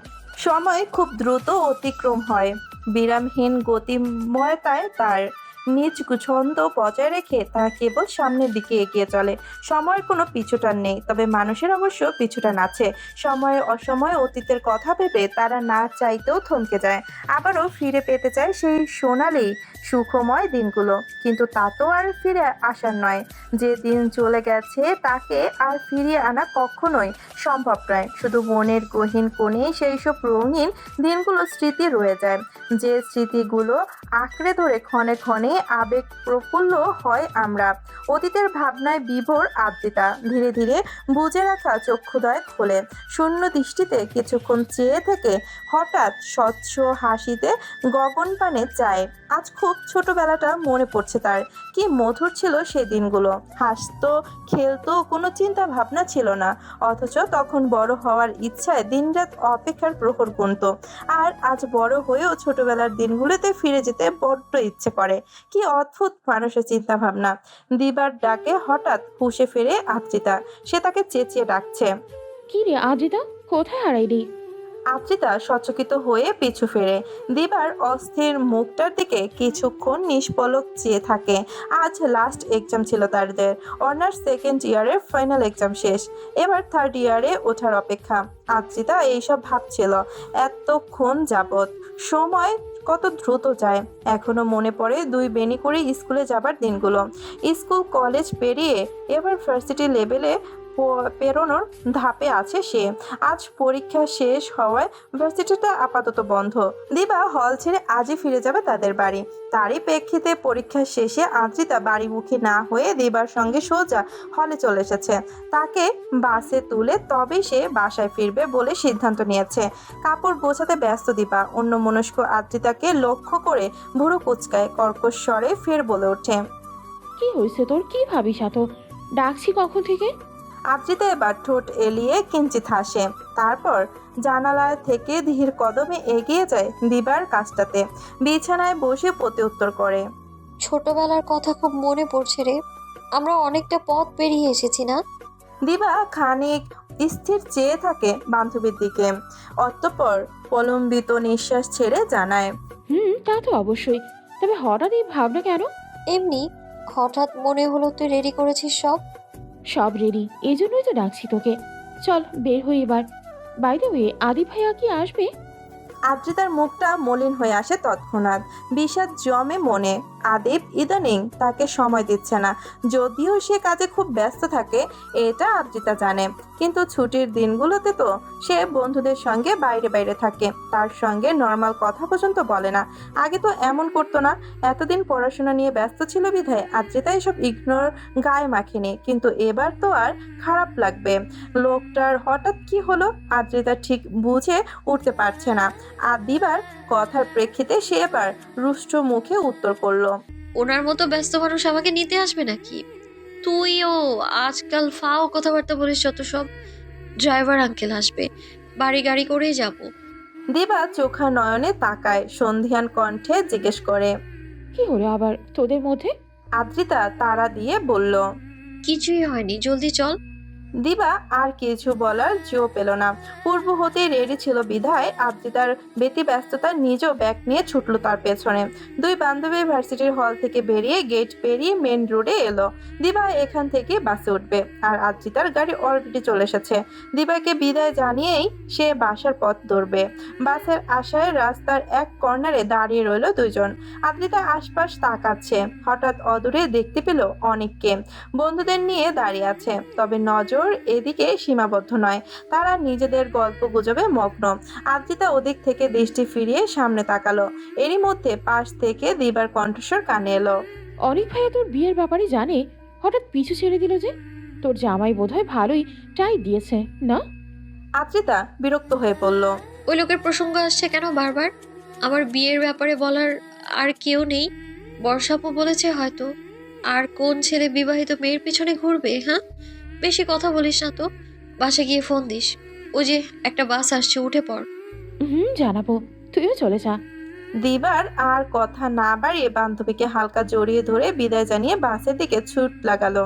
তার প্রস্থান দৃশ্য দেখে আদ্রিতা নিজেদের গাড়িতে এসে বসলো। গাড়ির পেছনের সিটে উঠে বসলে ড্রাইভার জিজ্ঞেস করলো, মাম্নি কিছু খাইবা? ড্রাইভারের কথা শুনে আদ্রিতা বাইরে তাকালো একবার। রাস্তার পাশেই একটা আইসক্রিমের ভ্যান দেখা যাচ্ছে।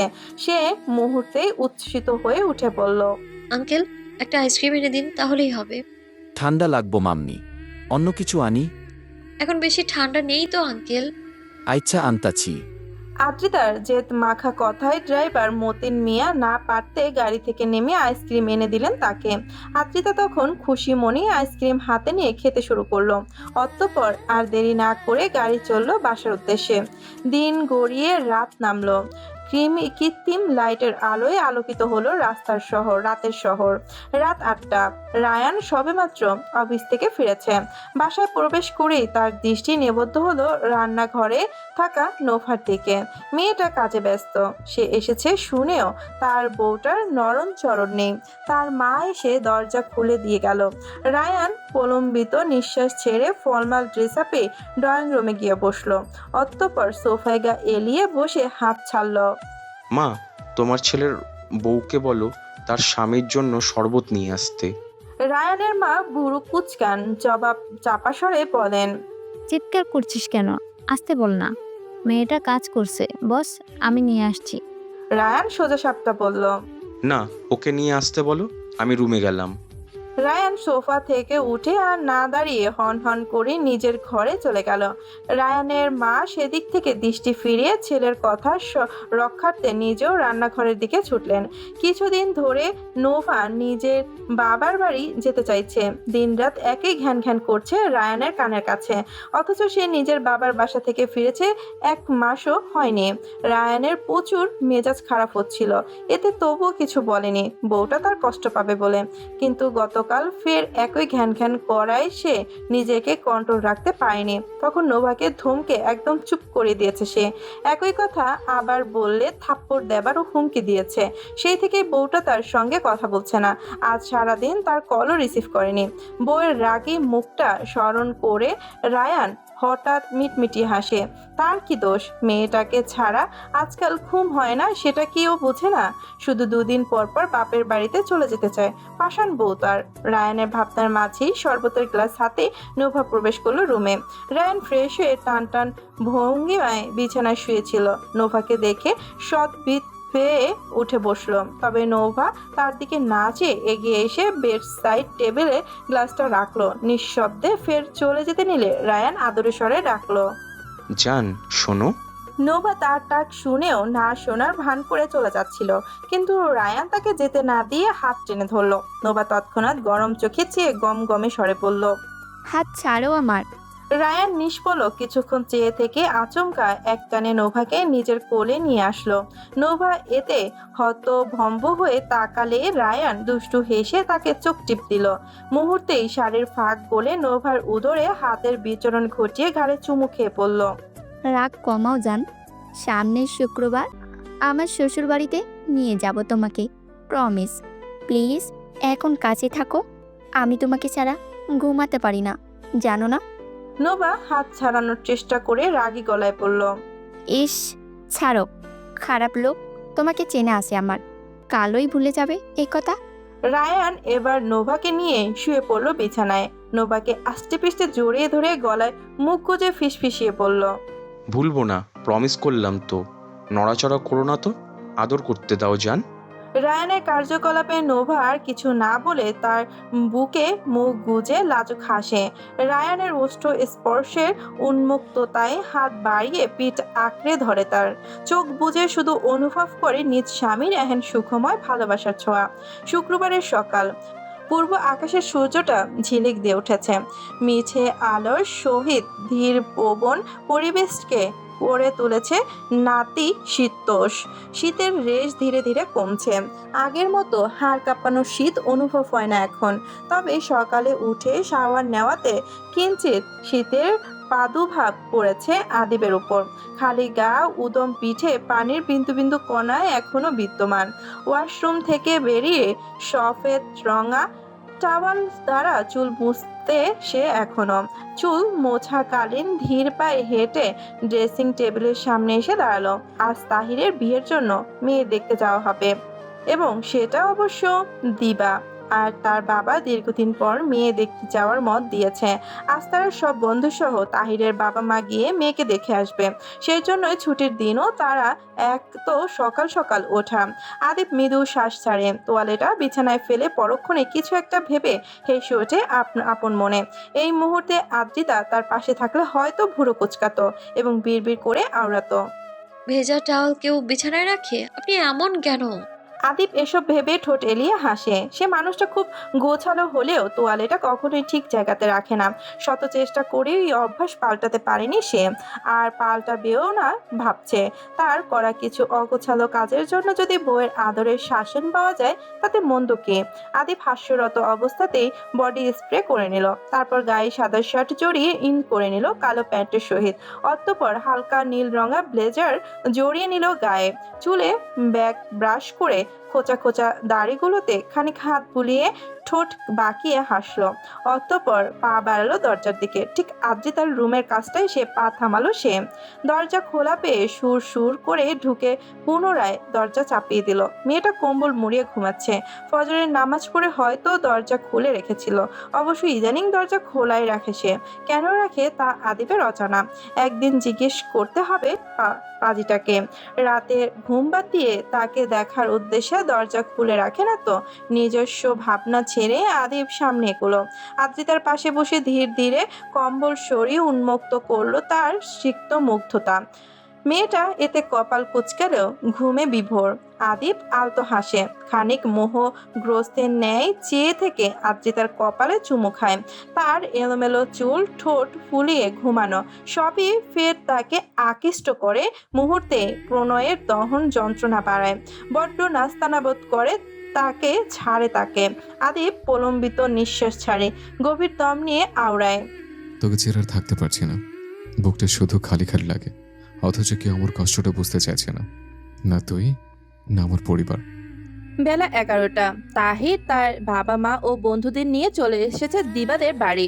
যতটা ফুরফুরে মন নিয়ে আজ সে তার প্রেমিকার বাড়ির উদ্দেশ্যে এসেছিল, ঠিক তার চেয়ে দ্বিগুণ বিষাদে এখন ডুবন্ত হচ্ছে মন। এর প্রধান কারণ হচ্ছে দিবার ভাই দীপ্ত। বাসায় প্রবেশ করে দীপ্তকে দেখে তার মাথা ঘুরে গেছিল। এ কিভাবে এখানে? দীপ্ত অবাকের চরম পর্যায়ে পৌঁছে ফ্যালফ্যাল নয়নে তাকিয়েছিল তার দিকে। তবে বাসায় মানুষজনের সমাগম ছিল বিধায় মুখ ফুটে কিছু বলতে পারে। তাদেরকে ড্রয়িং রুমে বসিয়ে নিজেও বসেছিল গুরুজনদের সহিত। তবে কোনা চোখে বারবার তাহিরকে দেখতে ভুলছিলেন না সে।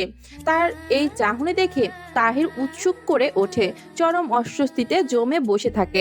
পাশে থাকা তার বন্ধুদের এদিক আপাতত মন নেই। বিয়ের কথাবার্তা চলছে, সেটাতেই এখন সামিল তারা। একসাথে দিবাকে আনার তোড়জোড় চলছে। তাহিরের মনে হঠাৎ ভয় ঢুকেছে। কি হবে সে বুঝতে পারছে না। খানিক পর দিবাকে নিয়ে আসা হলো। শাড়ি পরুয়া দিবার সুশ্রী চেহারা দেখে তাহির ভয় দুশ্চিন্তার সব ভুলে কিছুক্ষণ থমকে রয়। নিষ্পলক চাহনিতে চেয়ে থাকে মেয়েটার পানে। পুরোটা সময় দিবা মাথা নিচু করেই বসেছিল। মাঝে মাঝে তার মায়ের করা টুকটাক প্রশ্নের উত্তর দিয়েছে কেবল। মেয়ে দেখা পর্ব শেষ হলে দিবাকে পাঠিয়ে দেওয়া হয় তার রুমে। অতঃপর তারাও নাস্তা সেরে নিজেদের জন্য ওঠার প্রস্তুতি নেয়। তাহিরের মায়ের অবশ্য খুব পছন্দ হয়েছে দিবাকে, যেটা ওনার মুখভঙ্গি দেখেই বোঝা যাচ্ছিল।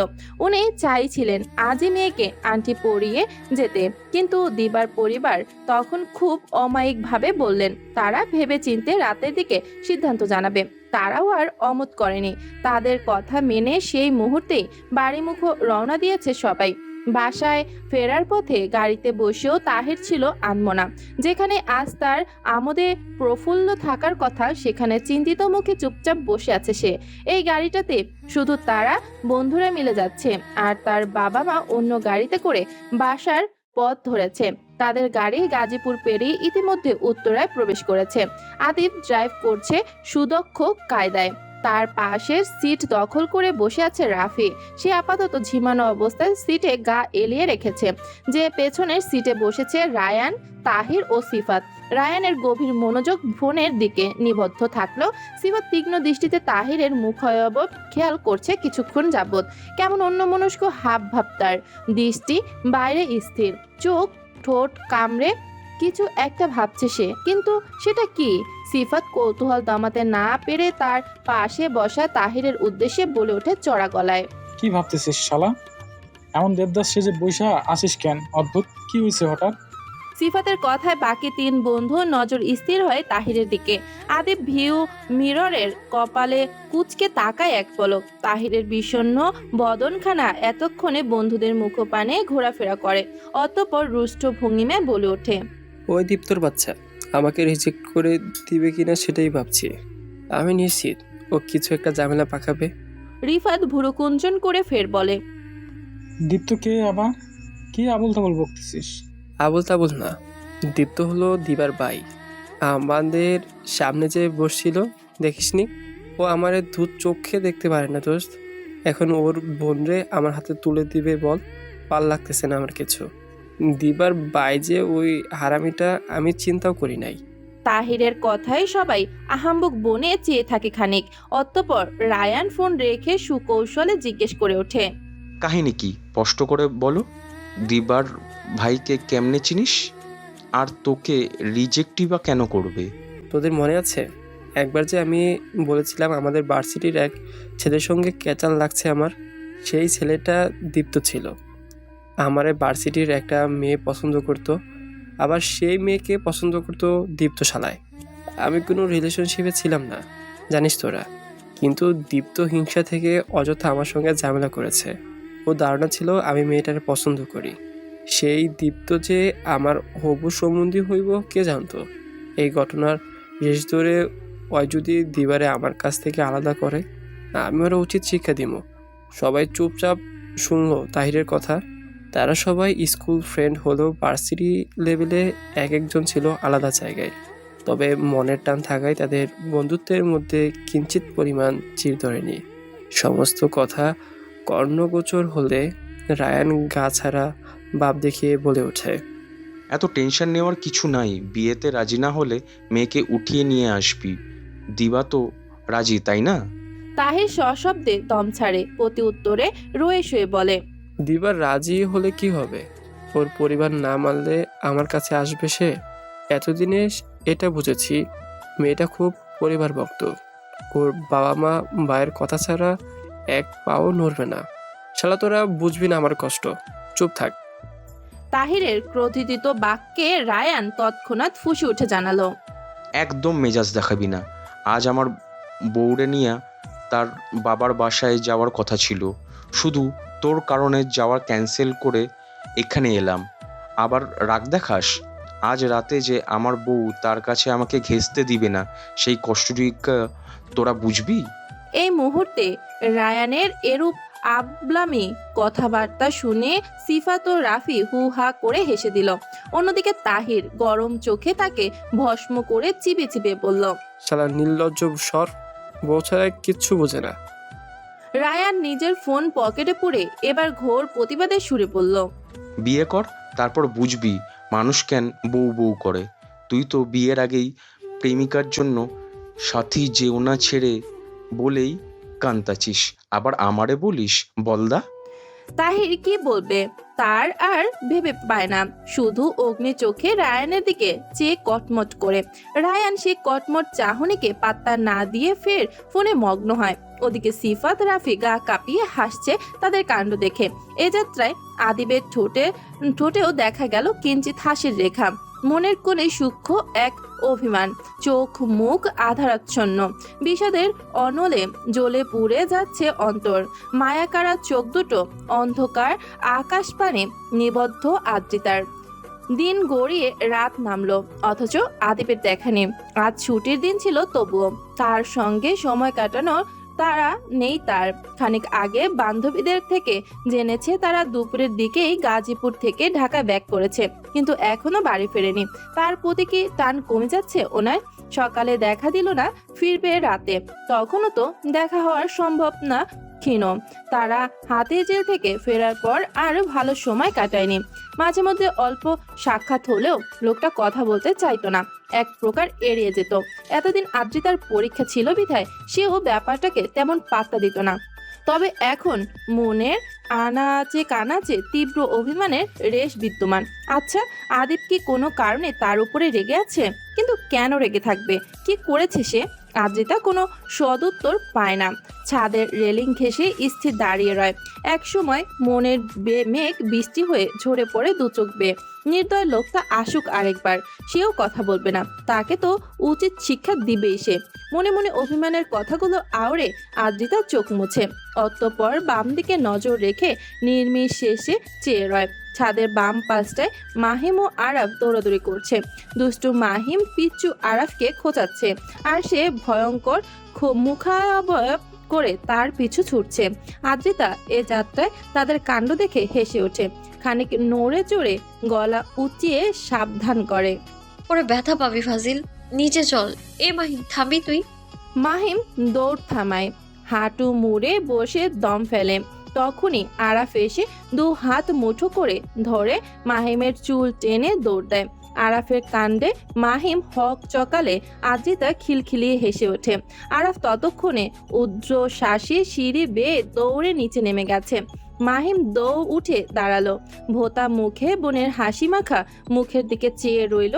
আদ্রিতা তার কপালে টোকা দিয়ে বলল, নিচে চল বদমাইশ, মৌয়াপুর রসমালাই বানাচ্ছে, খাবি আয়। আদ্রিতা তৎক্ষণাৎ সিঁড়ি বেয়ে নিচে নেমে গেলে মাহিমও বোনের পিছু পিছু নেমে গেল। মৌ রান্নাঘরে পুরো দস্তর ব্যস্ত। ভাই বোনের আবদারে আজ রসমালাই করছে সে। বিভিন্ন আইটেম সে ভালোভাবেই রাখতে পারে, এর মাঝে রসমালাই অন্যতম। আদ্রিতা ছাদ থেকে সোজা রান্নাঘরে এলো, এসে দেখলো রসমালাই প্রায় হয়ে এসেছে, আর তার পাশে মৌমাছির ন্যায় ভো ভো করছে মৌমি ও বর্ষা। আদ্রিতাও গিয়ে তাদের সঙ্গে যোগ দিল। মৌমি এর মাঝে বোনের উদ্দেশ্যে তাড়া দিয়ে বলল, তাড়াতাড়ি কর না আপু, আমার ভীষণ খেতে ইচ্ছে করছে। আর ওইদিকে বেচারা সুমন ভাই হয়তো তোর ফোন কলের জন্য অপেক্ষা করছে, জলদি কর ফাস্ট। মৌমির কথা শুনে বর্ষা ও আদ্রিতা সশব্দে হেসে উঠল, আর মৌ রসমালাই নাড়ানো বাদ দিয়ে বোনের দিকে গরম চোখে তাকালো, শাসিয়ে বলল, বাজে বকবি না, চর খাবি কিন্তু। মৌমি দাঁত কেলিয়ে হেসে বলল, নো, রসমালাই খাবো, চট্টর খাই না আমি। তাদের কথার মাঝেই বাসার কলিং বেল বাজলো। অমনি আচমকা আদ্রিতার বুকের ভেতরটা ধক করে উঠল। আদিব এসেছে নিশ্চয়। মুখ থেকে হাসি নিমিষে উদাও হলো তার। চুপচাপ স্থির হয়ে বসে রইল। মমি রান্নাঘর থেকে উকি দিয়ে দেখলো আদিব বাসায় প্রবেশ করেছে। চোখ মুখ গম্ভীর তার। সেদিক থেকে দৃষ্টি সরিয়ে সে আদ্রিতার উদ্দেশ্যে চাপা স্বরে বলল, ভাইয়া এসেছে, যা দেখ কি প্রয়োজন। আদ্রিতা পূর্বর রাগের বশবর্তী হয়ে রুষ্ট মুখে জবাব দিল, আমি পারবো না। আদ্রিতার কথায় অবাক হলো না কেউ, কারণ সবাই জানে ইদানিং আদিব তার সঙ্গে দেখা করে না বলেই সে রেগে রাগ করে বসে আছে। এখানে কেউ আর কিছু না বললেও ড্রয়িং রুম থেকে ডাক পড়ায় আদ্রিতা নড়তে বাধ্য হলো। আফসানা ডাকছেন তাকে। আদ্রিতা সেই ডাক উপেক্ষা না করে ধীর পায়ে এগিয়ে গেল সেদিকে। ড্রয়িং রুমে বসেছিল আদ্রিতার বাবা ও দুই চাচা। তারা সন্ধ্যার সময়টাতে চা নাস্তা করে ব্যবসায়িক বিভিন্ন বিষয়বস্তু নিয়ে আলোচনা করছিলেন। আসলেন। আদিব এসে সোফার এক কোণে বসলো। আদ্রিতাকে আসতে দেখে মোলায়েম সুরে বলল, এক গ্লাস পানি এনে দাও। আদিবের কোমল স্বর কানে যেন ঝংকারের ন্যায় বাজলো আদ্রিতার। লোকটাকে পাত্তা না দেওয়ার ভাবনা থাকলেও এহেন আবদার উপেক্ষা করতে পারল না সে। চুপচাপ ডাইনিং টেবিল থেকে এক গ্লাস পানি এনে আদিবের সম্মুখে ধরল। আফসানা মিটমিটিয়ে হাসলেন। আদিবের বাবা ছেলের তুমি সম্বোধন শুনে খানিক স্থির চেয়ে থাকলেন, পরক্ষণে দৃষ্টি ঘুরালেন। আদিব পানি খেয়ে সোজা রুমের দিকে হাঁটা ধরল। আদ্রিতা হঠাৎ খেয়াল করলো আফসানা আছেন ড্রয়িং রুমে। আদিব তো চাইলেই তার মায়ের কাছে পানি চাইতে পারত, কিন্তু সেটা না করে সে তাকে রান্নাঘর থেকে ডেকে এনে তারপর পানি খেয়ে রুমের উদ্দেশ্যে গেল। আদ্রিতার কেন জানি এই ব্যাপারটা একদম মন ছুঁয়ে গেল। তার রাগের কারণটা তবে ধরতে পেরেছে কঠোর পুরুষটা। রাগ বাড়ছে ক্রমশ। শুনশান নিস্তব্ধ হয়েছে প্রকৃতি। নীলচে আবছা আলো রুমের ভেতর। কপালে হাত চেপে সোজা হয়ে শুয়ে আছে আদিব। রাত্রি 12টা পেরিয়ে গেছে, অথচ তার চোখে এখনো ঘুমের হানা দিচ্ছে না। দু চোখ বুজে ঘন্টা খানিক শুয়ে থেকেও লাভ হচ্ছে না কোনো। ঘুমেরা বুঝি আজ ছুটে নিয়েছে তার থেকে। আদিব তব্দ শ্বাস ছাড়ে শুয়েছে থেকে বারবার মানসপটে আদ্রিতার লাজুক মুখটাই ভেসে উঠছে। তাতে অশান্ত হয়ে উঠছে তার মন। মেয়েটার লাজুক মুখটা স্মরণে এলে তাকে বড্ড আদর করতে ইচ্ছে করে। লাজে রাঙা গাল দুটোতে চুমুতে ভরিয়ে দেবার আকাঙ্ক্ষা জাগে আদিবের। বেহায়া মন নিজের পুরুষালী শক্ত বুকটাকে মেয়েটার আদরে মুখখানা চেপে ধরে শান্তির নিদ্রায় তলিয়ে যাওয়ার বাসনা চাপে নিত্যদিন। কিন্তু তার বাবার করা নিষেধাজ্ঞার কারণে মেয়েটাকে চাইলেও কাছে টানতে পারছেন না সে। এক অদৃশ্য বাধা যেন দুজনার মধ্যকার দূরত্ব বাড়াচ্ছে দিনকে দিন। আদিবের আর ভালো লাগে না ইদানিং। বাবার কথা স্মরণ করে আদ্রিতার থেকে পালিয়ে বেড়ালো দিন শেষে ভীষণ অস্থির লাগে তার। ঘরের পাশে তার বিয়ে করা হালাল বউ, অথচ তাকে জড়িয়ে ধরে একটু ঘুমাতে পারছে না। আর না পারছে মেয়েটাকে ভালোবাসার আবেশে রাঙিয়ে দিতে। আদ্রিতা যে তার উপর অভিমান করে বসে আছে এটা সে বুঝেও না বোঝার ভান করে এড়িয়ে চলতে হয় তাকে, নয়তো যে কোনো সময় অঘটন ঘটে যেতে পারে। বিয়ে করার পর থেকে আদ্রিতার পাশে গেলে সুবোধ বালকের মতো থাকতে পারছে না আদিব। ওর পাশে গেলেই মনটা চূড়ান্ত মাত্রায় অসভ্য হয়ে বারবার শুধু নিষিদ্ধ অনুভূতিতে অগ্রসর হতে চায়। এর জন্যই তো মেয়েটার থেকে সে দূরে সরে থাকে। ও কি তা বোঝে? না, বোঝে না বলেই তো অভিমান করে মুখ ফোলায়। আড়ালে নিশ্চয়ই কাঁদেও। দু চোখ বুজে রেখে আদিব নিঃশব্দে ঠোঁট প্রসার করে হাসে। সে অপেক্ষা করে আছে শুধু সঠিক সময়ের জন্য। তারপর আর মেয়েটাকে দূরে সরিয়ে রাখবে না, নিজের বুকটায় ঠাঁই দিয়ে একদম আদরে মুড়িয়ে রাখবে আদ্রিতাকে। কিন্তু কতদিন অপেক্ষা করবে? আদ্রিতার অনার্স শেষ হতে আরো 2 বছর। এতদিন কি সে পারবে নিজেকে কন্ট্রোল রাখতে? আদিব ভেবে পায় না। বাবাকে কথা দিয়েও ভুল করেছে। ধুর, এখন প্রণয় অনলে কোনো দিন জ্বলে পুড়ে অঙ্গার হচ্ছে সে রীতিমতো। আদিব ক্ষুব্ধ নিঃশ্বাস ছাড়ে। এর মাঝে হঠাৎ ক্ষীণ একটা আওয়াজে ভাবনারা বাধাগ্রস্ত হলে সতর্ক হয়ে চোখ খোলে সে। ডিম লাইটের নীল রঙা আলোতে খানিক চেয়ে থেকে চক্ষু সয়ে এলে যা দৃষ্টিগোচর হয় তাতে চরম মাত্রায় বিস্মিত হয় সে। বক্ষ স্পন্দন মুহূর্তে জোরালো হয়। সে দেখতে পায় তার রুমের দরজা খুলে টুকটুক পায়ে এগিয়ে আসছে আদ্রিতা। ও এই সময় এখানে কেন? তার মানে প্রতিরাতে লুকিয়ে লুকিয়ে তাকে দেখতে আসে মেয়েটা। আচ্ছা, ফাজিল তো। আদ্রিতা ক্রমশ এগিয়ে এলে আদিব কিছু একটা ভেবে ফের 2 চোখ বন্ধ করে নেয়। সে দেখতে চায় আদ্রিতা এসে কি করে। আদ্রিতা পা টিপে বিছানার কাছটায় এগিয়ে এলো। সতর্কতা বজায় রেখে বসলো আদিবের সম্মুখে। কিছুক্ষণ নির্মিষ শেষে চেয়ে থেকে আদিবের গালে হাত বুলালো। অতঃপর নিচু কণ্ঠে ভেজা গলায় আওড়ালো, আপনি একদম ভালো না, খুব নির্দয় পাষাণ লোক আপনি। নিজ বউয়ের মন বোঝেন না। অভিমান ভাঙানো তো দূর, ভীষণ পচা আপনি। আদ্রিতার অভিমানী কথাগুলো শুনে আদিবের হাসি পেল খুব। তবুও খুব কষ্টে ঘুমের ভান ধরে পড়ে রইল।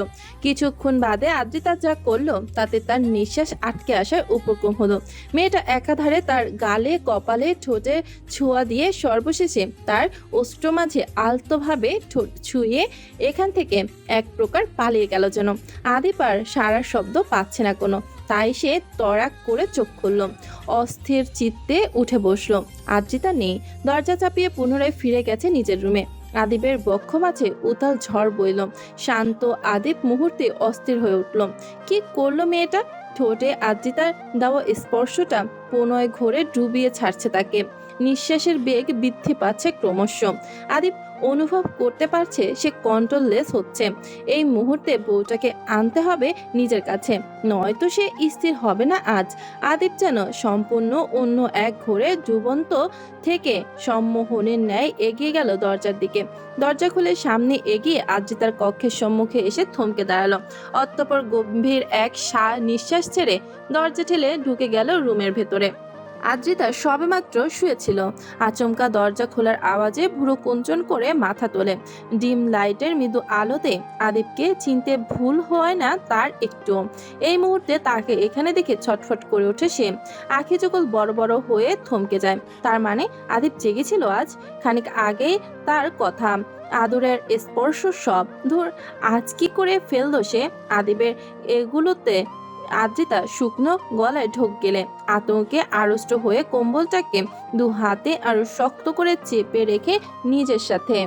হৃৎপিণ্ড দুরু দুরু স্পন্দনে স্পন্দিত।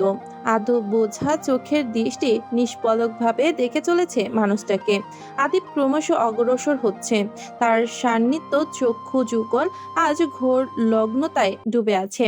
লম্বা চওড়া সুদর্শন মানুষটা ধীর পায়ে ঠিক বিছানার কাছটা এসে থেমেছে। কম্বলে ঢাকা আদ্রিতাকে একবার দেখে নিয়ে বিলম্বহীন বিছানায় উঠে আসে সে। আদ্রিতা এতে চমকে ওঠে, ঢোক গিলে ফের অস্থিরতার চোখ দুটো খিচে বন্ধ করে নেয়। খানিক পর অনুভব করে আদিবের অগ্রসরতা, ঠিক যেন তার মুখের উপরে ঝুঁকে আছে মানুষটা। তার তব্দ শ্বাস চোখে মুখে আছড়ে পড়ছে বিরতিহীনভাবে। নিঃশ্বাস ভারী হয়ে আসে আদ্রিতার। শরীরটা থরথরে কম্পনে তখন কেঁপে ওঠে যখন নিজের কানের কাছটায় আদিবের ফিসফিসানো স্বরটা স্পষ্ট রূপে শুনতে পায়। তুমি জেগে আছো জানি তো, ঘুমানোর ভান ধরে কোনো লাভ নেই। আদ্রিতা হাসফাস করে তৎক্ষণাৎ চক্ষুপাট খোলে। তার শ্যাম সুন্দর পুরুষ সম্মোহন দৃষ্টিতে ঝুঁকে আছে তার দিকে। গায়ে কালো টি শার্ট, চোখে গভীর নেশা। আদিবের হাবভাব চাহনি দেখে আরো সংকুচিত হয়ে আসে আদ্রিতা। বুকের ভেতর অনুভূতির ঝড় ওঠে। কম্পন্বিত স্বরে কোনো রূপ বলে, আপনি এখানে কেন? আদিব খানিক হাসলো বোধ হয়। অতঃপর মুখ এগিয়ে প্রিয়তমার কপালে চুমু খেলো সময় নিয়ে। আদ্রিতা আবেশে দু চোখ বুজে নিয়ে তার পিঠ আঁকড়ে ধরলে আদিব নিচু স্বরে জানালো, আমার বউ আমাকে আসতে বাধ্য করেছে। আদিব কথাটা শেষ করেই আচমকা পাজা কোলে তুলে নিল আদ্রিতাকে। হকচকি ওঠে আদ্রিতা। তার টি শার্ট খামচা ধরে অসহায় গলায় বলল, কি করছেন? আদিব ততক্ষণে তাকে কোলে নিয়ে বিছানা থেকে নেমে গেছে।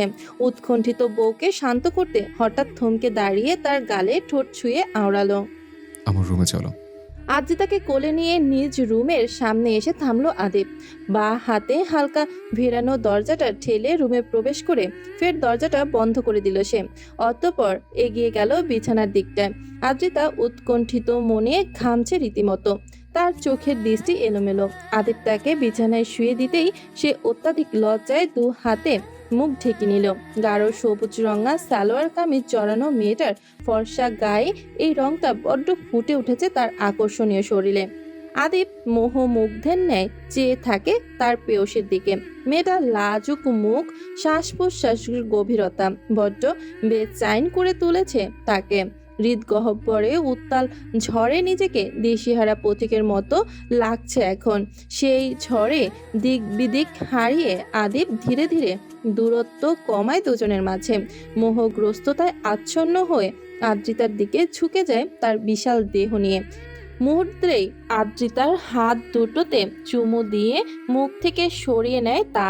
আদ্রিতার দু চোখ বন্ধ, পাপড়ি দুটো কম্পান্বিত, গোলাপি ঠোঁট জোড়ায় তীর তীরে কাঁপুনিতে এক প্রকার ঘায়েল হচ্ছে আদিব। ওষ্ঠকোণে স্টিমিত হাসি ফুটিয়ে আদিব তার বউয়ের কপালে গাঢ় চুম্বন এঁকে দেয়। তারপর তার কানের কাছটায় মুখ এগিয়ে দুষ্টু ভঙ্গিতে ছুড়ে, এখন লজ্জা পাচ্ছে কেন? গভীরভাবে ছুঁয়েছে এখনো? তাছাড়া তখন আদর করার সময় মনে ছিল না প্রত্যেক ক্রিয়ারই একটি বিপরীত প্রতিক্রিয়া আছে? আদ্রিতা লজ্জায় চোখ দুটো বুজে রাখে। মানুষটার শরীর থেকে আসা মিষ্টি সুবাস, নিঃশ্বাসের প্রগাঢ়তা মনে শিহরণ জাগাচ্ছে ক্ষণে ক্ষণে। তার ব্যাকুল হৃদয় সংকুচিত হয়ে আড়ষ্ট হয়ে যাচ্ছে রীতিমতো। সে কিছুদিন ধরেই রাতে চুপি চুপি আদিবকে দেখতে আসে, সেই সাথে খুব সঙ্গোপনে তার কপালে গালে চুমু দিয়ে যায়। প্রতিদিনই তো ঘুমেই থাকে লোকটা, আজ যে জেগে থাকবে কে জানতো। সে জেগে আছে জানলে কখনো চুমু খাওয়ার সাহস করতো না সে। তার আগেই তো লজ্জায় তার বুকে মুখ লুকাতো, আর আজ তার ছোঁয়ার সুযোগ পেয়ে আনরোমান্টিক লোকটা হঠাৎ রোমান্টিকতায় ডুবে গিয়ে তাকে কিসব ফিজিক্সের সূত্র শোনাচ্ছে। দেখো, মৃদু দম ফেলে আদ্রিতা চক্ষু পট খোলে। মায়াকারা চাহনি আদিব নামক সুদর্শন পুরুষের গাঢ় চাহনিতে নিবদ্ধ হলে বুকের ভেতরটা ধক করে উঠছে তার। তাদের মাঝে সামান্যতম দূরত্ব অবশিষ্ট নেই। একটু নড়চড় হলেই আদিবের পুরুষালু ঠোঁট দুটো ছুঁয়ে যাবে তার কোমল ওষ্ঠদ্বয়। আদিবের মনে নিষিদ্ধ অনুভূতির আনাগোনা। প্রিয়তমা স্ত্রীকে সম্পূর্ণ নিজের করে নেবার তাগিদ অনুভব করছে হৃদয়ে। অন্তঃস্থল বশীভূত হয়ে শুধু তার মাঝে হারাতে চাচ্ছে বারংবার। মেয়েটার লাজুকতা আর অস্থির করে তুলেছে তাকে। আদ্রিতার নিভু দৃষ্টিতে পলক্ষীন চেয়ে থেকে আদিব আচমকা তাদের ওষ্ঠদ্বয়ের মিলন ঘটায়। গভীর প্রণয়ে ডুবন্ত থেকে দুটো হৃদয়ের উচ্চাটনতা বাড়ে মুহূর্তে। নিঝুম রাত্রিতে তাদের নব প্রণয়াখ্যানের সূচনা হয় যেন। আদিবের বেসামাল ওষ্ঠ স্পর্শে আদ্রিতা আবেশে চোখ দুটো বুজে নিয়ে টি শার্ট আঁকড়ে ধরে তার। আদিবের ছোঁয়া যেন সময়ের তালে গভীর হয় ক্রমশ। তার উন্মুক্ততা আদ্রিতা নামক রমণীকে নাঝাল করে ছাড়ে। অধর মায়া শেষে আদ্রিতা যখন কুণ্ঠায় হাঁসফাঁস করছে ঠিক তখনই শুনতে পায় আদিবের মিহি গলার স্বর।